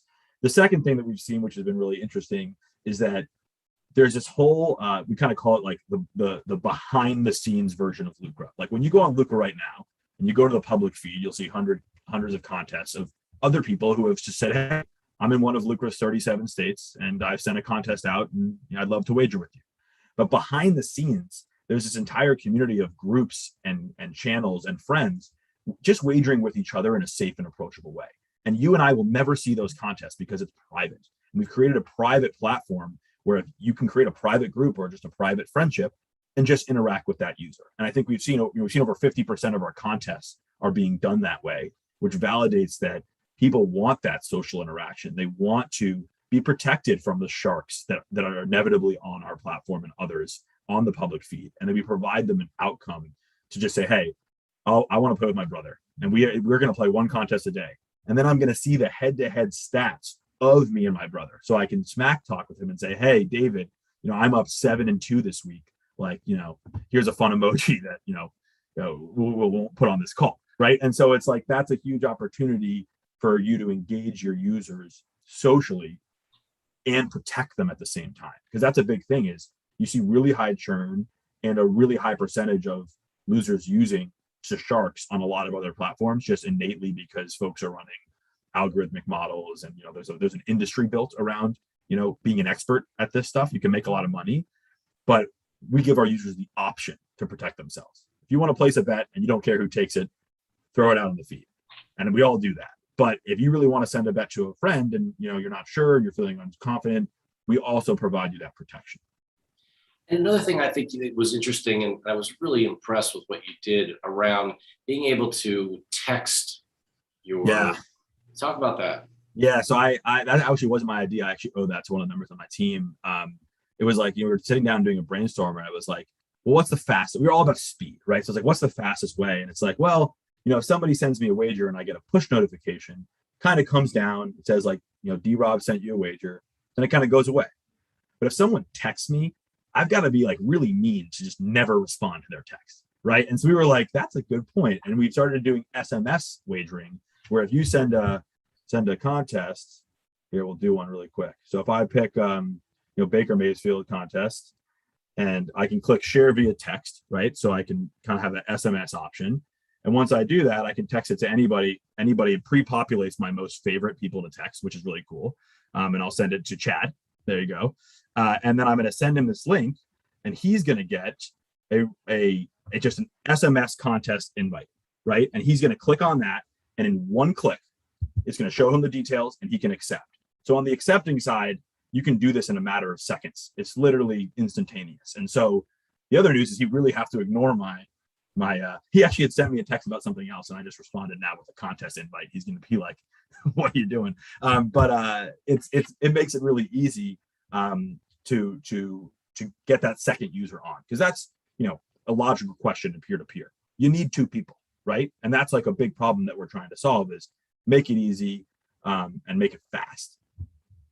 Well, we only have about a minute left, but one thing I want to just quickly ask is, when you sort of look into your crystal ball and you sort of look at what's the next thing, right? Like, what you're doing right now at Lucra Sports from a peer-to-peer perspective, do you see some of these new ways of going about wagering sort of being brought over to the traditional sports betting world and enabling them to also be able to do some of the things that you do, or maybe able to help them or partner with them? I'd hope so. I think that, right now there's such a expensive battle happening at the top of our industry between a lot of the big players, fighting for market share, fighting for new states, and fighting for the incredible existing demand of sports betting. It is just, as we've said, it's gone faster than we thought. It's crazy when you look at the LTV of these customers that are wagering. I mean, it is really, it's incredible, this growth of the industry. And I think what we're trying to do is unlock the new customers. And I think eventually what I'd like to do is partner with some of these larger businesses to help bring some of these new customers into their streams and use those resources and the sales channels and the growth and the marketability of that. So I think, to answer your question, is really like, yes, I think, we're trying to unlock this new space of peer-to-peer social consumer-based wagering. And there's a lot to learn. And I think the big players are saying, hey, Dylan, why don't you go figure it out? You go learn about what these users like. And then there's a unique partnership opportunity from there. Well, I think it's really exciting what you're doing. Obviously, we do at 76 Capital, and we, if we say that we're trying to help shape this industry, investing in entrepreneurs like you and Hannah and the rest of your team, we think is amazing, and we wish you the best of luck. Thank you. And I will say the one thing at the end here on the topic is, this industry is expensive and this industry is difficult, and having venture capital of people who are actually industry focused, I think, is a game changer. So when other people join this space and they're asking me for advice, and I say the first thing you need to do is partner with the right people, because it's not an industry you can tackle it by yourself. And so that's kind of my short answer for our VCs transforming sports. I think the right VCs are. And I think there's a lot of people who are trying to invest in this space because they have a strong brand name or they like the space, but it's the people who have spent the years and done the work to have the understanding that I think really are changing the game and hopefully investing in companies like Lucra. So the partnership with 76 has been a game changer for us. And I think there's other folks like Wayne out there who are equally and exciting about the space. So it's been a pleasure being on. Thanks for the time. And I appreciate the great questions. Well, thanks, Dylan. I'm going to tell Chad to take that contest with you. Oh, he better. I don't even know what I sent him, so we'll see. All right.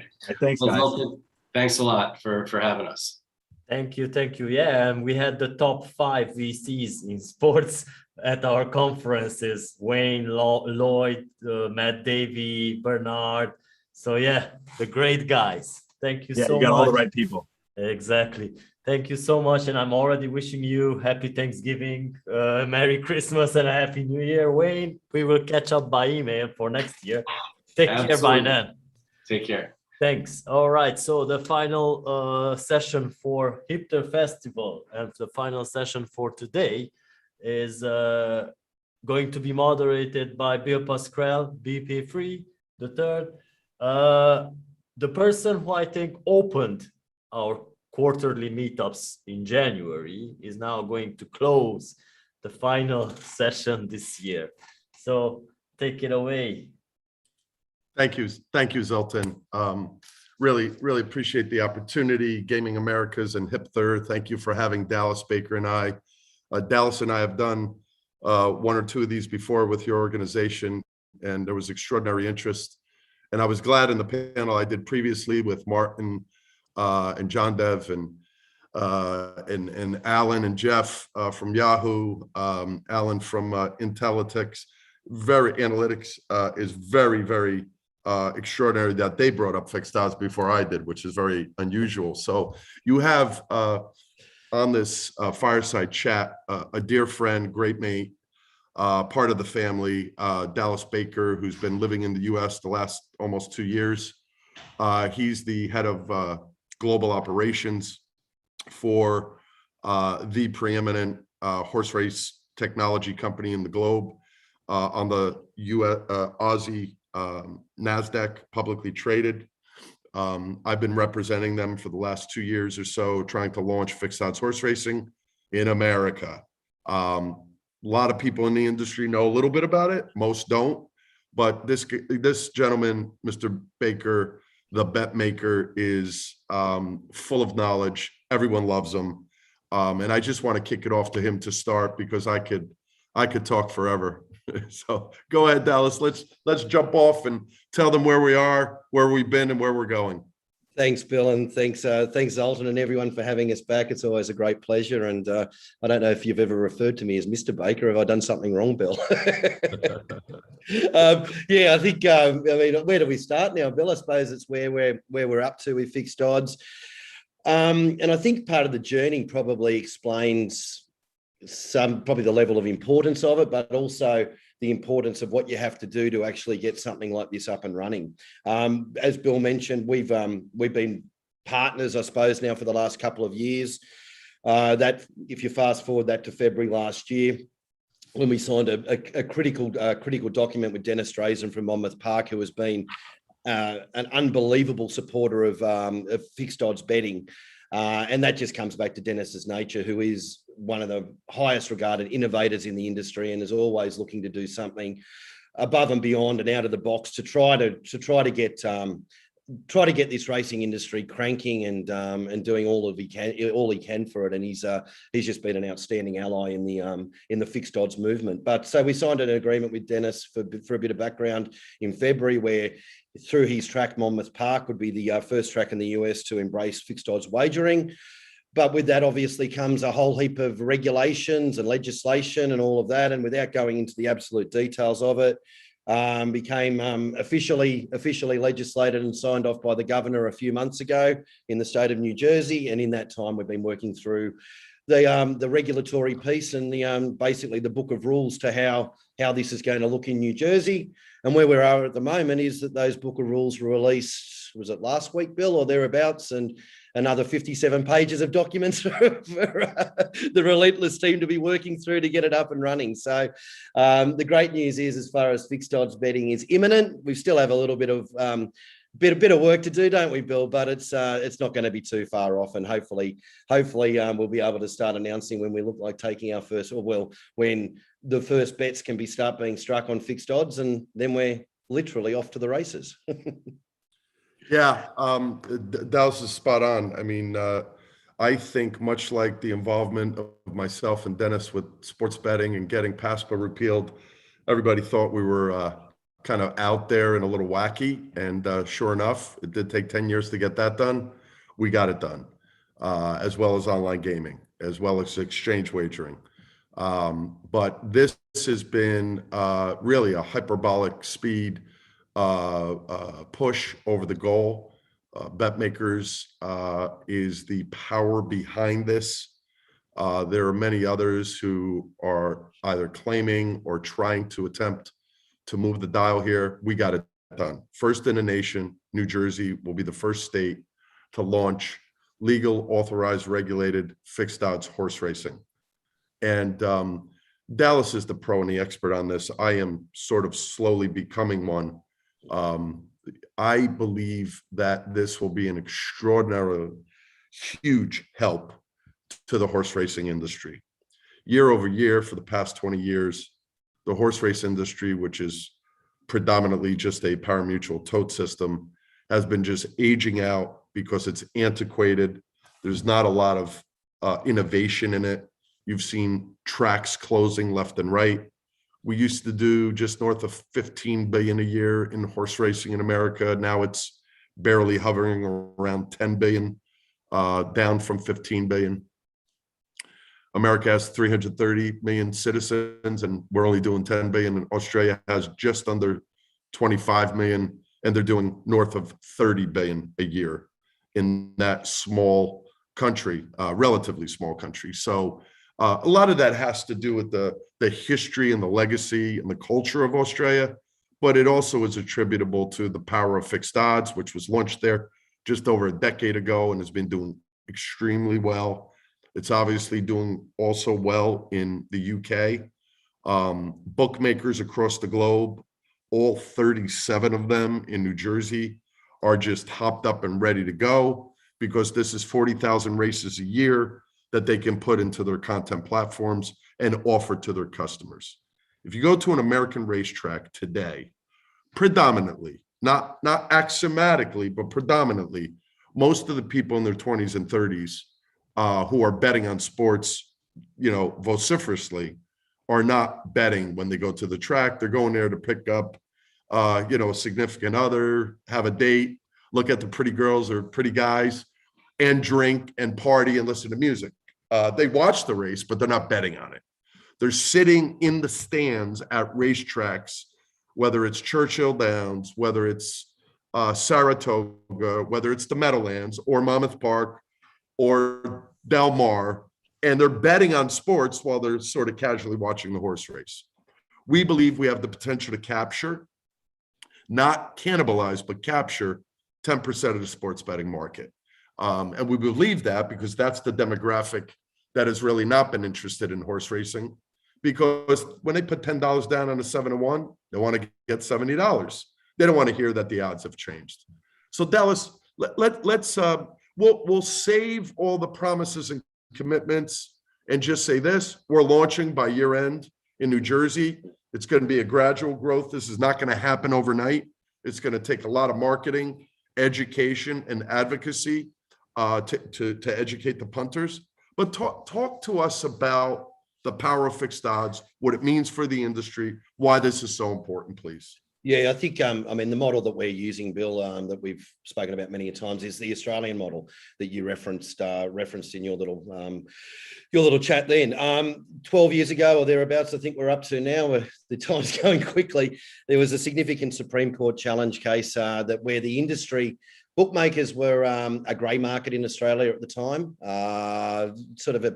not essentially not allowed to market the product, but we're starting to become a bigger factor, and naturally becoming a bigger factor because that was pretty much essentially a pari-mutuel only model unless you're on the actual racetrack. So for the majority of society, it was just a pari-mutuel model. But with the corporate bookmakers slowly just starting to, look like they were going to turn from grey to legitimate, fully functioning businesses in Australia, the industry was starting to see, well, all these bookmakers are betting on this content and they're not offering anything back to the industry. So the industry said, well, and rightfully so, that they're entitled to at least a clip of the ticket out of it. A massive court case pursued, and at the end of the day, the industry was given the right to be able to charge the bookmakers a fee on handle or turnover, as we call it in Australia, which went back into the coffers of the racing. And that was, in Australia, it's a little bit of a different model. We don't have individual track owners. We have industry bodies around each state that is responsible for the running of racing, but it's essentially running racing and putting the funding back into it. So the industry collected all that money on, the governing bodies collected all of that money on behalf of the industry. And fast forwarding to our 12 years, what we have seen by having that model correctly in place, the returns to the industry have doubled across all the sectors. The number one guide is prize money, and that has doubled in that time on the back of the handling double, which has been on the handle doubling, which is all the growth is attributed fully to fixed odds betting. So basically, you've gone from having a Saturday race in a metropolitan area worth $60,000. now to being worth over $120,000. We've seen races of prize monies of $12 million being added to the schedule, even more. So the high end races are running. I think in Australia, there's in the top 10 prize money races, 3 of them are run in Australia of the world. And that's even accounting for our awful dollar as well too. So the power of fixed odds is really shows out in where the prize money levels have got to. But it's not just that. There's been a stack of improvements that have gone into tracks, lots of safety protocols. In that time, we've seen plastic running rails being put in all the tracks around Australia. Now, you think of plastic running rails, what does that mean? But if you're a jockey and you're falling off a horse at 30 miles an hour, I'd much rather be falling into a plastic running rail than an aluminium or steel one. So like things like that have been able to basically, and Peter V'landys, who was the leader of this, who is the CEO of Racing New South Wales, in his annual statement attributed to all of these great things that have happened in racing, basically is all comes back to the fixed odds betting model. So that, and by doing that and by then reinvesting in racing, that becomes a self-fulfilling thing, because then you've got more money coming back in. Increasing prize money keeps owners in the games. Australia is about one of the only places in the world that hasn't seen a decline in race field sizes. Now, the more horses you have in the race, the more betting turnover you're going to attract. So by putting money back into the industry off the model, it then, as I said, becomes a self-fulfilling thing that improves the industry, makes it more attractive to owners to want to participate, makes it more attractive to punters to want to bet. So by having that model in place, which is off the back of the fixed odds model, which the key to it is it opens up the promotional activities for massive corporations like sports bookmakers to be able to market, because you're giving them a product they want to market, and therefore they become the promoters of the industry as well too.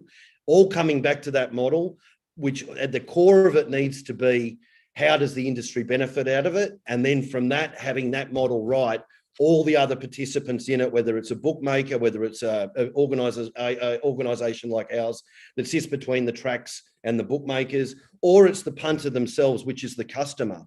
You're improving the lot for all of it, and everybody wins. You're on mute, Billy. Yep, I got it. Awesome, Dallas. So I think what's important now, rather than me chirping on, is for you to maybe share with our audience, which is quite extraordinary. Zoltan does such a great job driving traffic to this through YouTube. And we're also live streaming on Neos Metaverse. So it's pretty well attended. We had over 700 plus people on the last panel I did, so I'm sure it's grown a bit from there. But Dallas, why don't you talk about the way the structure's set up, how it's there to protect all stakeholders, and what the functionality is for BetMakers Technology Group? Yeah, well, I think one of the things that we've been kicking the tires for this probably for almost now 5 years, and obviously got really serious about it in the last 2. One of the things that we saw coming into it, and what we wanted to do was to prevent. I mentioned pre-mentioned the massive court case, which probably went for 2 or 3 years.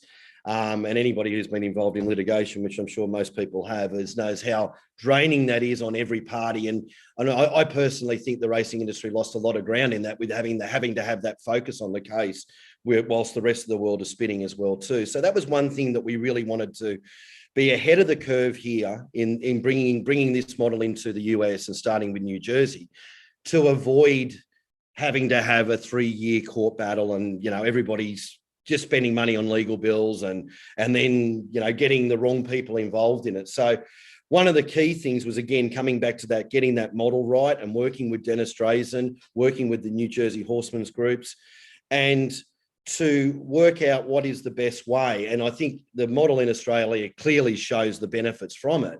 But if it's a lot easier if you can get that in with everybody skipping down the road holding hands together, rather than fighting everybody to get to the same result. So the critical thing is that return to the industry.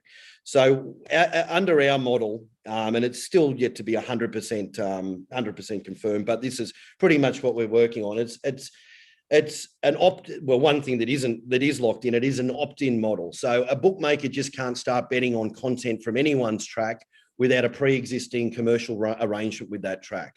So if track A decides that they want to be part of the fixed odds model, and the bookmaker decides that they want to bet on that, for them to do it, they have to have a commercial agreement with the track, which ensures that money goes back to the industry. The check arrives every month or whatever it is onto the into the track, and that's up for the track to distribute that, usually in the same way as what they would distribute their current funding they get from or the current revenue they get from wagering.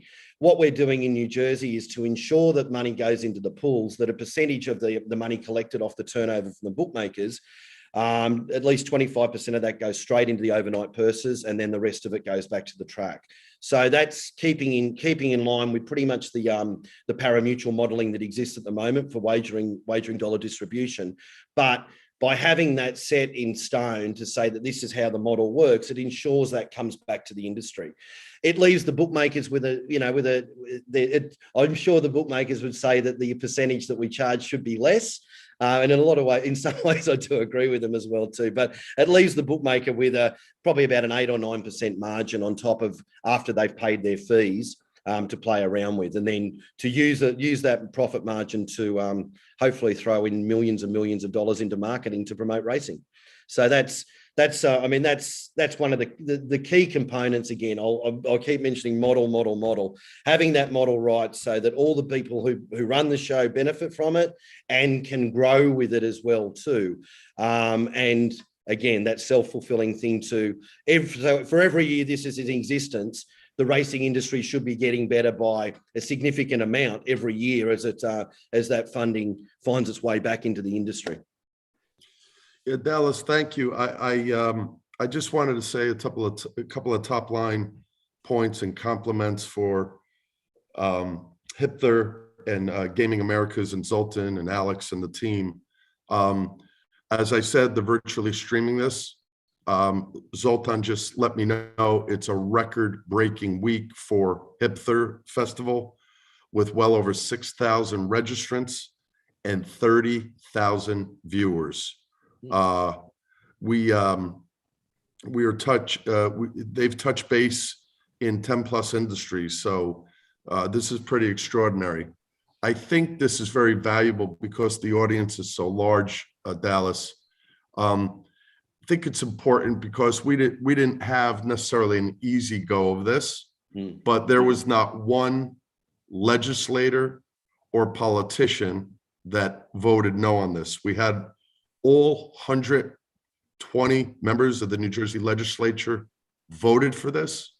The governor signed it.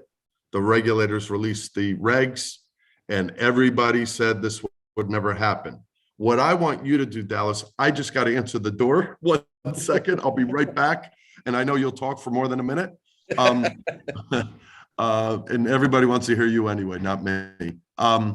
Tell everyone the importance of why the horsemen's groups initially haven't been so enthusiastic about this. Talk about the false paper tiger on cannibalization, and then just explain the difference between a small percentage of a massive pool versus a larger percentage of a smaller tote pool. And I'll be right back. Cool. Did you want me to talk for a minute about how good our lobbyist was? Oh, you could talk for 2 minutes about that. But I would imagine that you'd want to be around to hear it. Anyway, so to take it over and to talk with myself, and thanks, Bill. So why the horsemen's groups that was probably our and continues to be our greatest education piece in convincing the horsemen's groups this is a good idea. For those who don't understand it and who may not be too au fait with racing, essentially for most major decisions in racing, you need a triumvirate of approvals. The first, in no specific order, The first one from the Racing Commission, or the relevant racing body in the state. The other one from the racetrack itself, and the other approval or sign off from the horsemen's groups. And the horsemen's groups are basically representative of the people who are the hands-on workers in the game, jockeys, trainers, etc., people like that. And naturally, because they're the ones, you know, who are putting on the show, they're entitled to have a say in it. Horsemen's groups have, I suppose, have been, in a way, combative with a lot of the tracks and a lot of the industries as well too. And they have been beaten over the head a lot throughout the times. I think there've been a lot of deals that have been done, that have been said to them, that have been in the spirit of something and turn out to be other things. So there's a natural distrust, and there's a natural apprehension, but especially for you know, some from brash people from Australia coming over and letting, you know, and sort of suggesting this is the way to greatly improve your industry. So convincing them of the one, I suppose, the genuineness of the model is very important, and has been very important, and continues to be very important. But yeah, and then to see that they're going to actually get the revenues. Now, I've always said that once we're up and running, and not talking about it in theory, but actually in practicalities, it'll speak for itself. But while we're still in this process of getting ourselves online and striking the first bet, it still is a theoretical discussion. But I'm sure that once it comes in, and the model, firstly, which will take me to the next point about cannibalization, proves that it doesn't kill the tote. In fact, it will enhance it. From our point of view, we've put our money where our mouth is on that. We purchased the tote company Sportec, finalized that sale halfway through the year, roughly around about a $40 million US acquisition to buy a tote company. Now, the number one pushback we get is the cannibalization thing, or the cannibalization theory. And I'll go into why we don't think that's going to be the case. But I think the first point is that we've put our money where our mouth is, to say that we not only think that it's going to not kill the tote, but this can work hand in hand as a side-by-side product, and both forms of wagering can bounce off each other, and the tote can grow. The tote's got a lot of opportunity to grow. There, as Bill mentioned early on, there hasn't been a lot of innovation in it, if any, in the last 20 years or so. It's sitting there a little bit dormant, and can, with a bit of love, I think can become a greater power than it is now, on which has been diminishing over the years. And I think there's great opportunities there. What we saw in Australia, if you look at the raw numbers of tote numbers, the tote is at a lower point now than it was when fixed odds started. That's there for all to see. But what doesn't go into those numbers is when the bookmakers came online, part of their agreement was that they were able to bet tote prices. Now, for those who don't know racing, I might be getting in a little bit deep into things here, but hopefully I can explain it succinctly and clearly. So basically, the bookmakers were allowed to bet tote prices, and they're offering their customers the exotic bets like the Quinellas, exactas, trifectas, and all of the other tote features or whatever. So the punter who is their customer is on their site. They can have their fixed odds bet. They can also take the tote price for win and place, and then they can also have their trifectas or exotics or whatever it is as well on that bookmaker's site. Now, the key to that is, though, that money wasn't going into the tote. The customer or the punter, they don't know. It doesn't matter to them. They're having the Quinella. It's being paid out at the price what the Quinella pays out or the exacta pays out. They don't know that it's going into the pool. But that money equated for about 15% of total revenue on bookmakers. And when you put that back into the mix of the pari-mutuel, it basically means the pari-mutuel has flatlined throughout that whole time. So the cannibalization debate, if you look at raw figures from Australia, and people have mentioned, oh, it's declined. Well, it doesn't take in a very critical piece, which is the 15% that it's declined with, that it's been bet on tote products. Now, on that is that revenue into the tote pool is the greatest generator or stimulus of further revenue into it, because you get the big computer generated houses that have automated programs that at the death of the last 2-minute point before the race, their computers are set up to bet into, some of them for the big houses, between 5% and 10% of the pool. So if you're not putting that money into the pool, that's at least the one critical area that you're not getting that extra turnover on. So for that 15%, there should be another 10% in the pool on top of that. So in effect, if the model was correct in Australia, the tote would have grown in that time. And that is one thing that we're making sure in the US, in the areas that hopefully, well, in Jersey is a different case because it's just an exclusive tote license to 4NJ bets. But in other areas that hopefully we have some say in, is to make sure, one, we want the bookmakers to be able to offer the tote prices so that they've a huge shop front that opens up more opportunities for people to bet onto racing. But that money has to go into the tote pool. It just doesn't sit in the bookmaker's drawer and not be able to be reinvested on top of. So that's why we're very, very confident about the cannibalization thing. Like any model, the Australian model's a ripper. It's the leader of the world, but with our experience in it, it isn't a perfect model. And designing the search for utopia is usually a futile exercise. But there are some really good learnings that we've had from the Australian model, which we think we can tighten up and even make the US model even better than the Australian model. Thanks, Dallas. I'm back. I know I can see you. I just wanted to sort of throw some numbers out that I think are very impressive and why all the bookmakers are so enthusiastic about fixed odds in America. I said earlier, there's 40,000 races a year in America. There's 20,000 in Australia. There's 8,760 hours in a year. So that means every hour on the hour, there's at least 4.5 races going on. Think about that. So you place your bet in the afternoon on an NBA game, an NFL game, a collegiate footy, whatever you have. But now you have something to do while you're waiting for the game to launch, between games. That is what the sports books want. That's why any more content, whether it's esports or all kinds of other skill games and horse racing, are so opportunistic for the betting industry. And we all know how fast it's growing.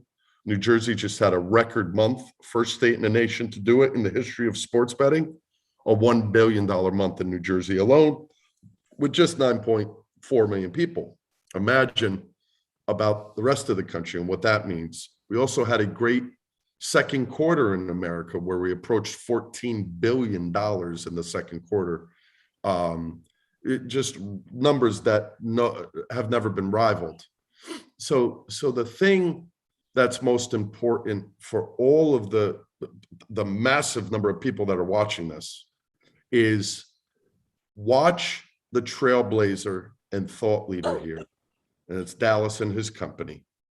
What they do, and I think Dallas probably has commented on this a little bit, but he's too humble because he's not a braggadocio guy. But what they do is they have multiple verticals.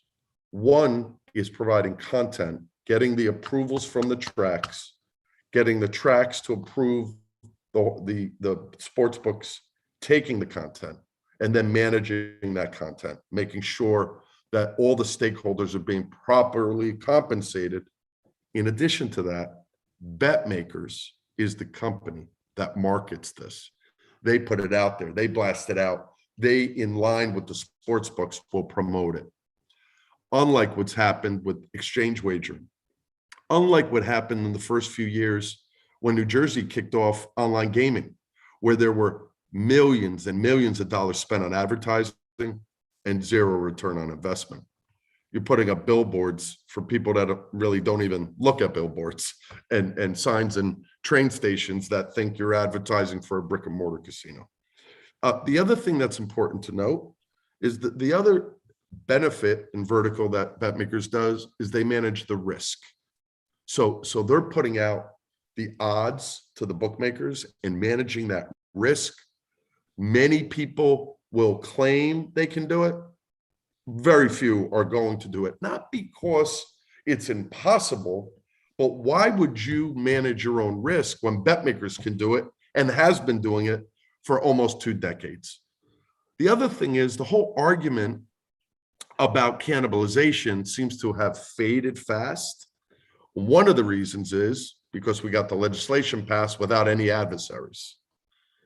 2 is that BetMakers purchased one of the largest tote systems in America, which is SportTech. So they believe and put their money where their mouth is with a $50+ million purchase of Sportech, formerly owned by Playtech, to show that there's money to be made still in the tote system with fixed odds. They complement each other. Very different industries, and there may be some crossover. We're going to launch fixed odds horse racing in New Jersey, as I said, within the next several weeks, and it's going to be a gradual organic roll, and then at some point in time it will trampoline. But then we're going to be adding on all types of things later down the road, not now, on parlays and exotics, etc. But we want to get the core stuff working and get all the horsemen comfortable about it. One final point, and I want to kick it back to Dallas, because I know there are a lot of people in government affairs and lobbying and all on this call. Governor Wolf 2 years ago, oh boy, saying I got to plug my laptop in. Governor Wolf, the governor of Pennsylvania, 2 years ago was going to grab all the purse money that the state subsidized. And he found that the racing industry was very antiquated. When we mentioned this to him, he said to us, why aren't they doing this? Like what? And so he's incenting, he's like our advocate to say to the industry, you better get this rolling. You better do it. You better do something innovative. Or why am I putting state money into purse subsidies when the industry is just collapsing and there's very little interest in it because the punter's aging out? So Dallas, if you can just start maybe chatting a little bit about how you see this rolling out, not just in New Jersey, but other states, and the tracks and the sports books, and how the process will be deployed. Yeah, cool. And Bill, just on further of what you mentioned about the maturity of where the sports betting market's getting to, and by no means I think is it'd be a silly statement to say that the handle on the sports market is mature, and obviously with a couple of minor states to jump into the party as well too. But Bill made a point about racing, hopefully capturing 10%. It's a very, very small aim for us. Global standards would say well above 20% is what books. What racing generally generates throughout the global markets. In Australia, it's 55% of the total sports betting market. UK above 30%. So I mean, 10% would be a great result for the racing industry, but I think it can be easily 20%. And the key to it is that whilst the dollar amount and the people betting into the US sports betting market isn't mature, the content is pretty close to mature. I mean, I suppose you've got esports, which is probably a bit of a different beast. I know that most people in the US will faint when I say it, but election betting could be a huge go, and probably one or two other sports. But there's not many other opportunities to say, well, here's an industry or a sport or whatever you want to call it that can basically come on and pretty quickly start becoming, your top 3 or 4 sports bet on your book, and that to bookmakers becomes a massive incentive to unload, and hence why they will spend plenty of millions and millions of marketing dollars promoting it, because it usually will sit 3rd or 4th in the pecking order when it comes to sports bet on with bookmakers all around the world in any market. So that provides a natural incentive to be able to bring somebody back into it, or to bring an industry into the sports betting space that can pretty quickly be a significant generator of betting turnover. Moving to what Bill was talking about with the rollout and how the states are going through it. Most of the states you'd expect are the states that have shown a lot of interest. Colorado, we've been on multiple calls with Colorado who are doing a great job in putting together I think call it a think tank or whatever, and asking for seeking the opinions and the understanding of how this could work. So Colorado are really in the box seat to probably be the next state after New Jersey to come online. But the typical states that have embraced sports betting are the same states generally that have shown interest in fixed odds wagering. And with the ideal, the common theme is to watch and wait what happens in New Jersey, to keep monitoring it very closely, see how it works, and then start looking at implementing their own program, I suppose you could call it, or pathway to how it happens. Most states will require legislative change, which obviously takes time, but it also shores it up as well too. If it's a regulatory change or tweak that's required, obviously that's a bit of a quicker process, but it doesn't have the thoroughness of legislation. So what we are doing from obviously New Jersey up and running first and foremost is priority number one, and then roll it out to the other states through the same process we've gone through. Getting the political side of things on board, getting the racing commissions on board, getting the horsemen's groups on board, getting the tracks on board, and I think again back to an original comment that I made earlier is that once the model is up and running and in reality in New Jersey, it becomes a lot easier for us to go around and say, well, have a look at this. It's going pretty good at the start, and we've only just started, and this is going to be something that doesn't mature for 5 years. And I think that every year you're going to see a pretty serious ramp up once it's all set up. I think the initial stages is going to be a bit slow whilst everybody gets integrated, while the customers become aware of it, the marketing and educating program. It's probably a 12-month cycle before we can actually look back and say, now we're really in the position to really launch. But we're very confident that'll come pretty quickly, and then once it does, it's happy days from that time on. Yeah, that's great, Dallas. Sorry for all the hiccups here. Finally was able to find my plug for the laptop. So there's really no valid reason for anyone to not want to take advantage of this new vertical. And listen, the message that BetMakers has been delivering, despite those trying to put a damp rag on it, has been they're here for the long haul. They're here to do it right. They're here to do it in a regulated, legal market. And they're also here to do it not only to make money, which obviously is all of our interests commercially, but to do it in a responsible way, to do it with integrity. They have a monster integrity platform, which we're going to get to in a minute. But they're also, and this is not just words, go and look where they've done business anywhere else in the globe. They've always done it in a way that has ensured sustainability and partnerships with all of the stakeholders, jockeys, horsemen, breeders, tracks. And I don't think anybody else can make that same claim, or they can claim it, but they can't prove it because they haven't done it. The horsemen groups that we have met with, I would say, relatively speaking, were a little bit suspicious at first. They've come to learn that Dallas isn't going anywhere, and he's a patient man, but a persistent man. And so we're signing up horsemen's groups and tracks, not only across the US, but in the Caribbean and South America and other parts of the globe. And I will share with you, because Dallas always encourages me, because I think anecdotal stories are best. When I was in a meeting talking to regulators and books from South America 2 weeks ago in Miami, I had a line after I got off the stage in a panel I did on responsible gaming with Martin Licka from Entain. I had brought up fixed odds.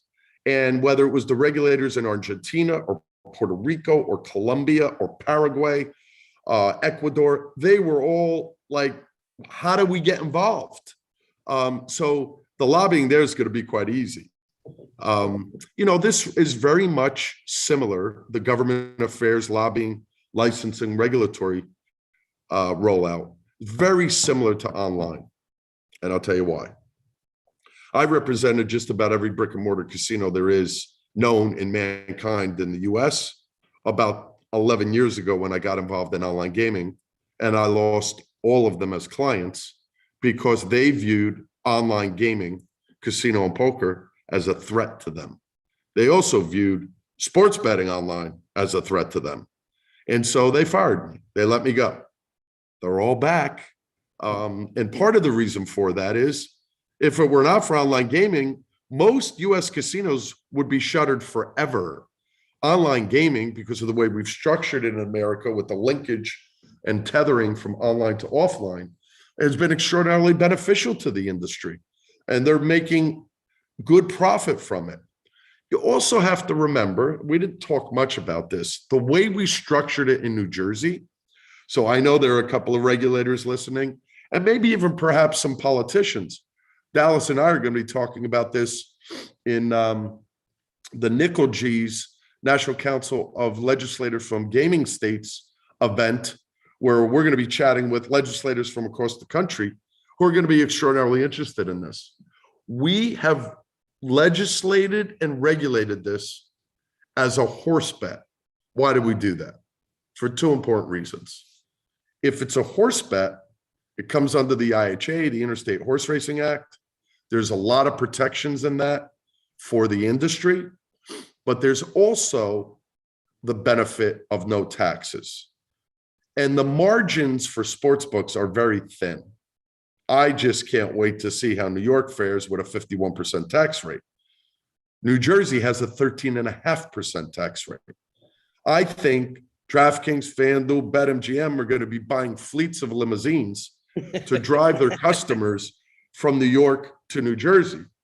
I mean, it's just commerce, right? That's the competitive economics of I think the sort of silliness of a 51% tax increase. That's not what this panel's about. There's no taxes on a fixed odds horse bet because there's no taxes on a horse bet. If it was structured as a sports bet, think about where that would roll, right? It would be even more difficult to provide benefits. We're trying to subsidize overnight purses to bring better content in, which will attract more customers. We're trying to sustain the downward climb or fall of the industry because the tote system's so antiquated and not really ready for prime time anymore. The folks that go to casinos today are not going to be the folks that are going to casinos 5 and 10 years from now. And you want to be able to capture their interest in a responsible way. And final point, the most interesting thing about this whole process that I like is nobody gave us a shot in hell of getting New Jersey done. And it's thanks in great part to the patience and persistence and experience of Dallas and Todd Buckingham and Dennis Drazen, the owner of Derby and Monmouth Park, and a few other allies that have been very helpful here. But a lot of the industry was very concerned about what this would do. And I think in another 3 to 6 months, we won't be knocking on doors anymore because we'll be putting people on hold trying to answer all their calls. Dallas, we are approaching the last few minutes. Did you want to conclude anything before I kick it back to Zoltan? I think we've covered a lot of it, Bill. As you know, we can talk for hours on it. I think we've mentioned industry first, and I think just to clarify how important it is to the racing industry, and I think the US racing industry, because there's a lot of casino coupling and revenues that come from a lot of other areas, the direct look on how to maximize the gaming return probably hasn't been as focused as it should be. And the reason I mention industry first so many times is racing is different to sports. Racing's lifeblood is the returns that it gets from wagering. 85% of the revenues that come into racing in Australia come from the wagering dollar. At the moment, that's been, obviously, it's not anywhere near that level with the numbers that we've thrown into the US. And I just think it's been a little bit neglected because there have been other revenue sources. The product that's sent out, racing in the US is great. There's nothing wrong with the product, but it should be better marketed to the customers, which with a better market segmentation, which is fixed odds and the tote being a bit of reinvigoration put into the tote as well too.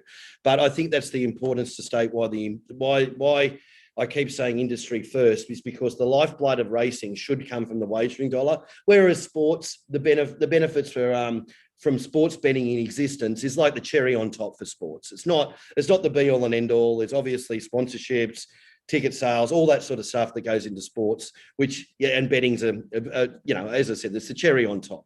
Whereas racing, it's everything. And that's where coming back to that core of industry first is so important.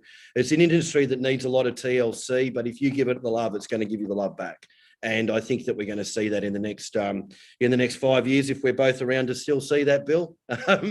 Couple of habits we've got to give up to make sure that we're here in 5 years. But if we can maintain that, I think we're going to see a changing, evolving industry, which is about to do the same thing as what happened in Australia, from going from surviving to thriving. Great, Dallas. Thank you very much.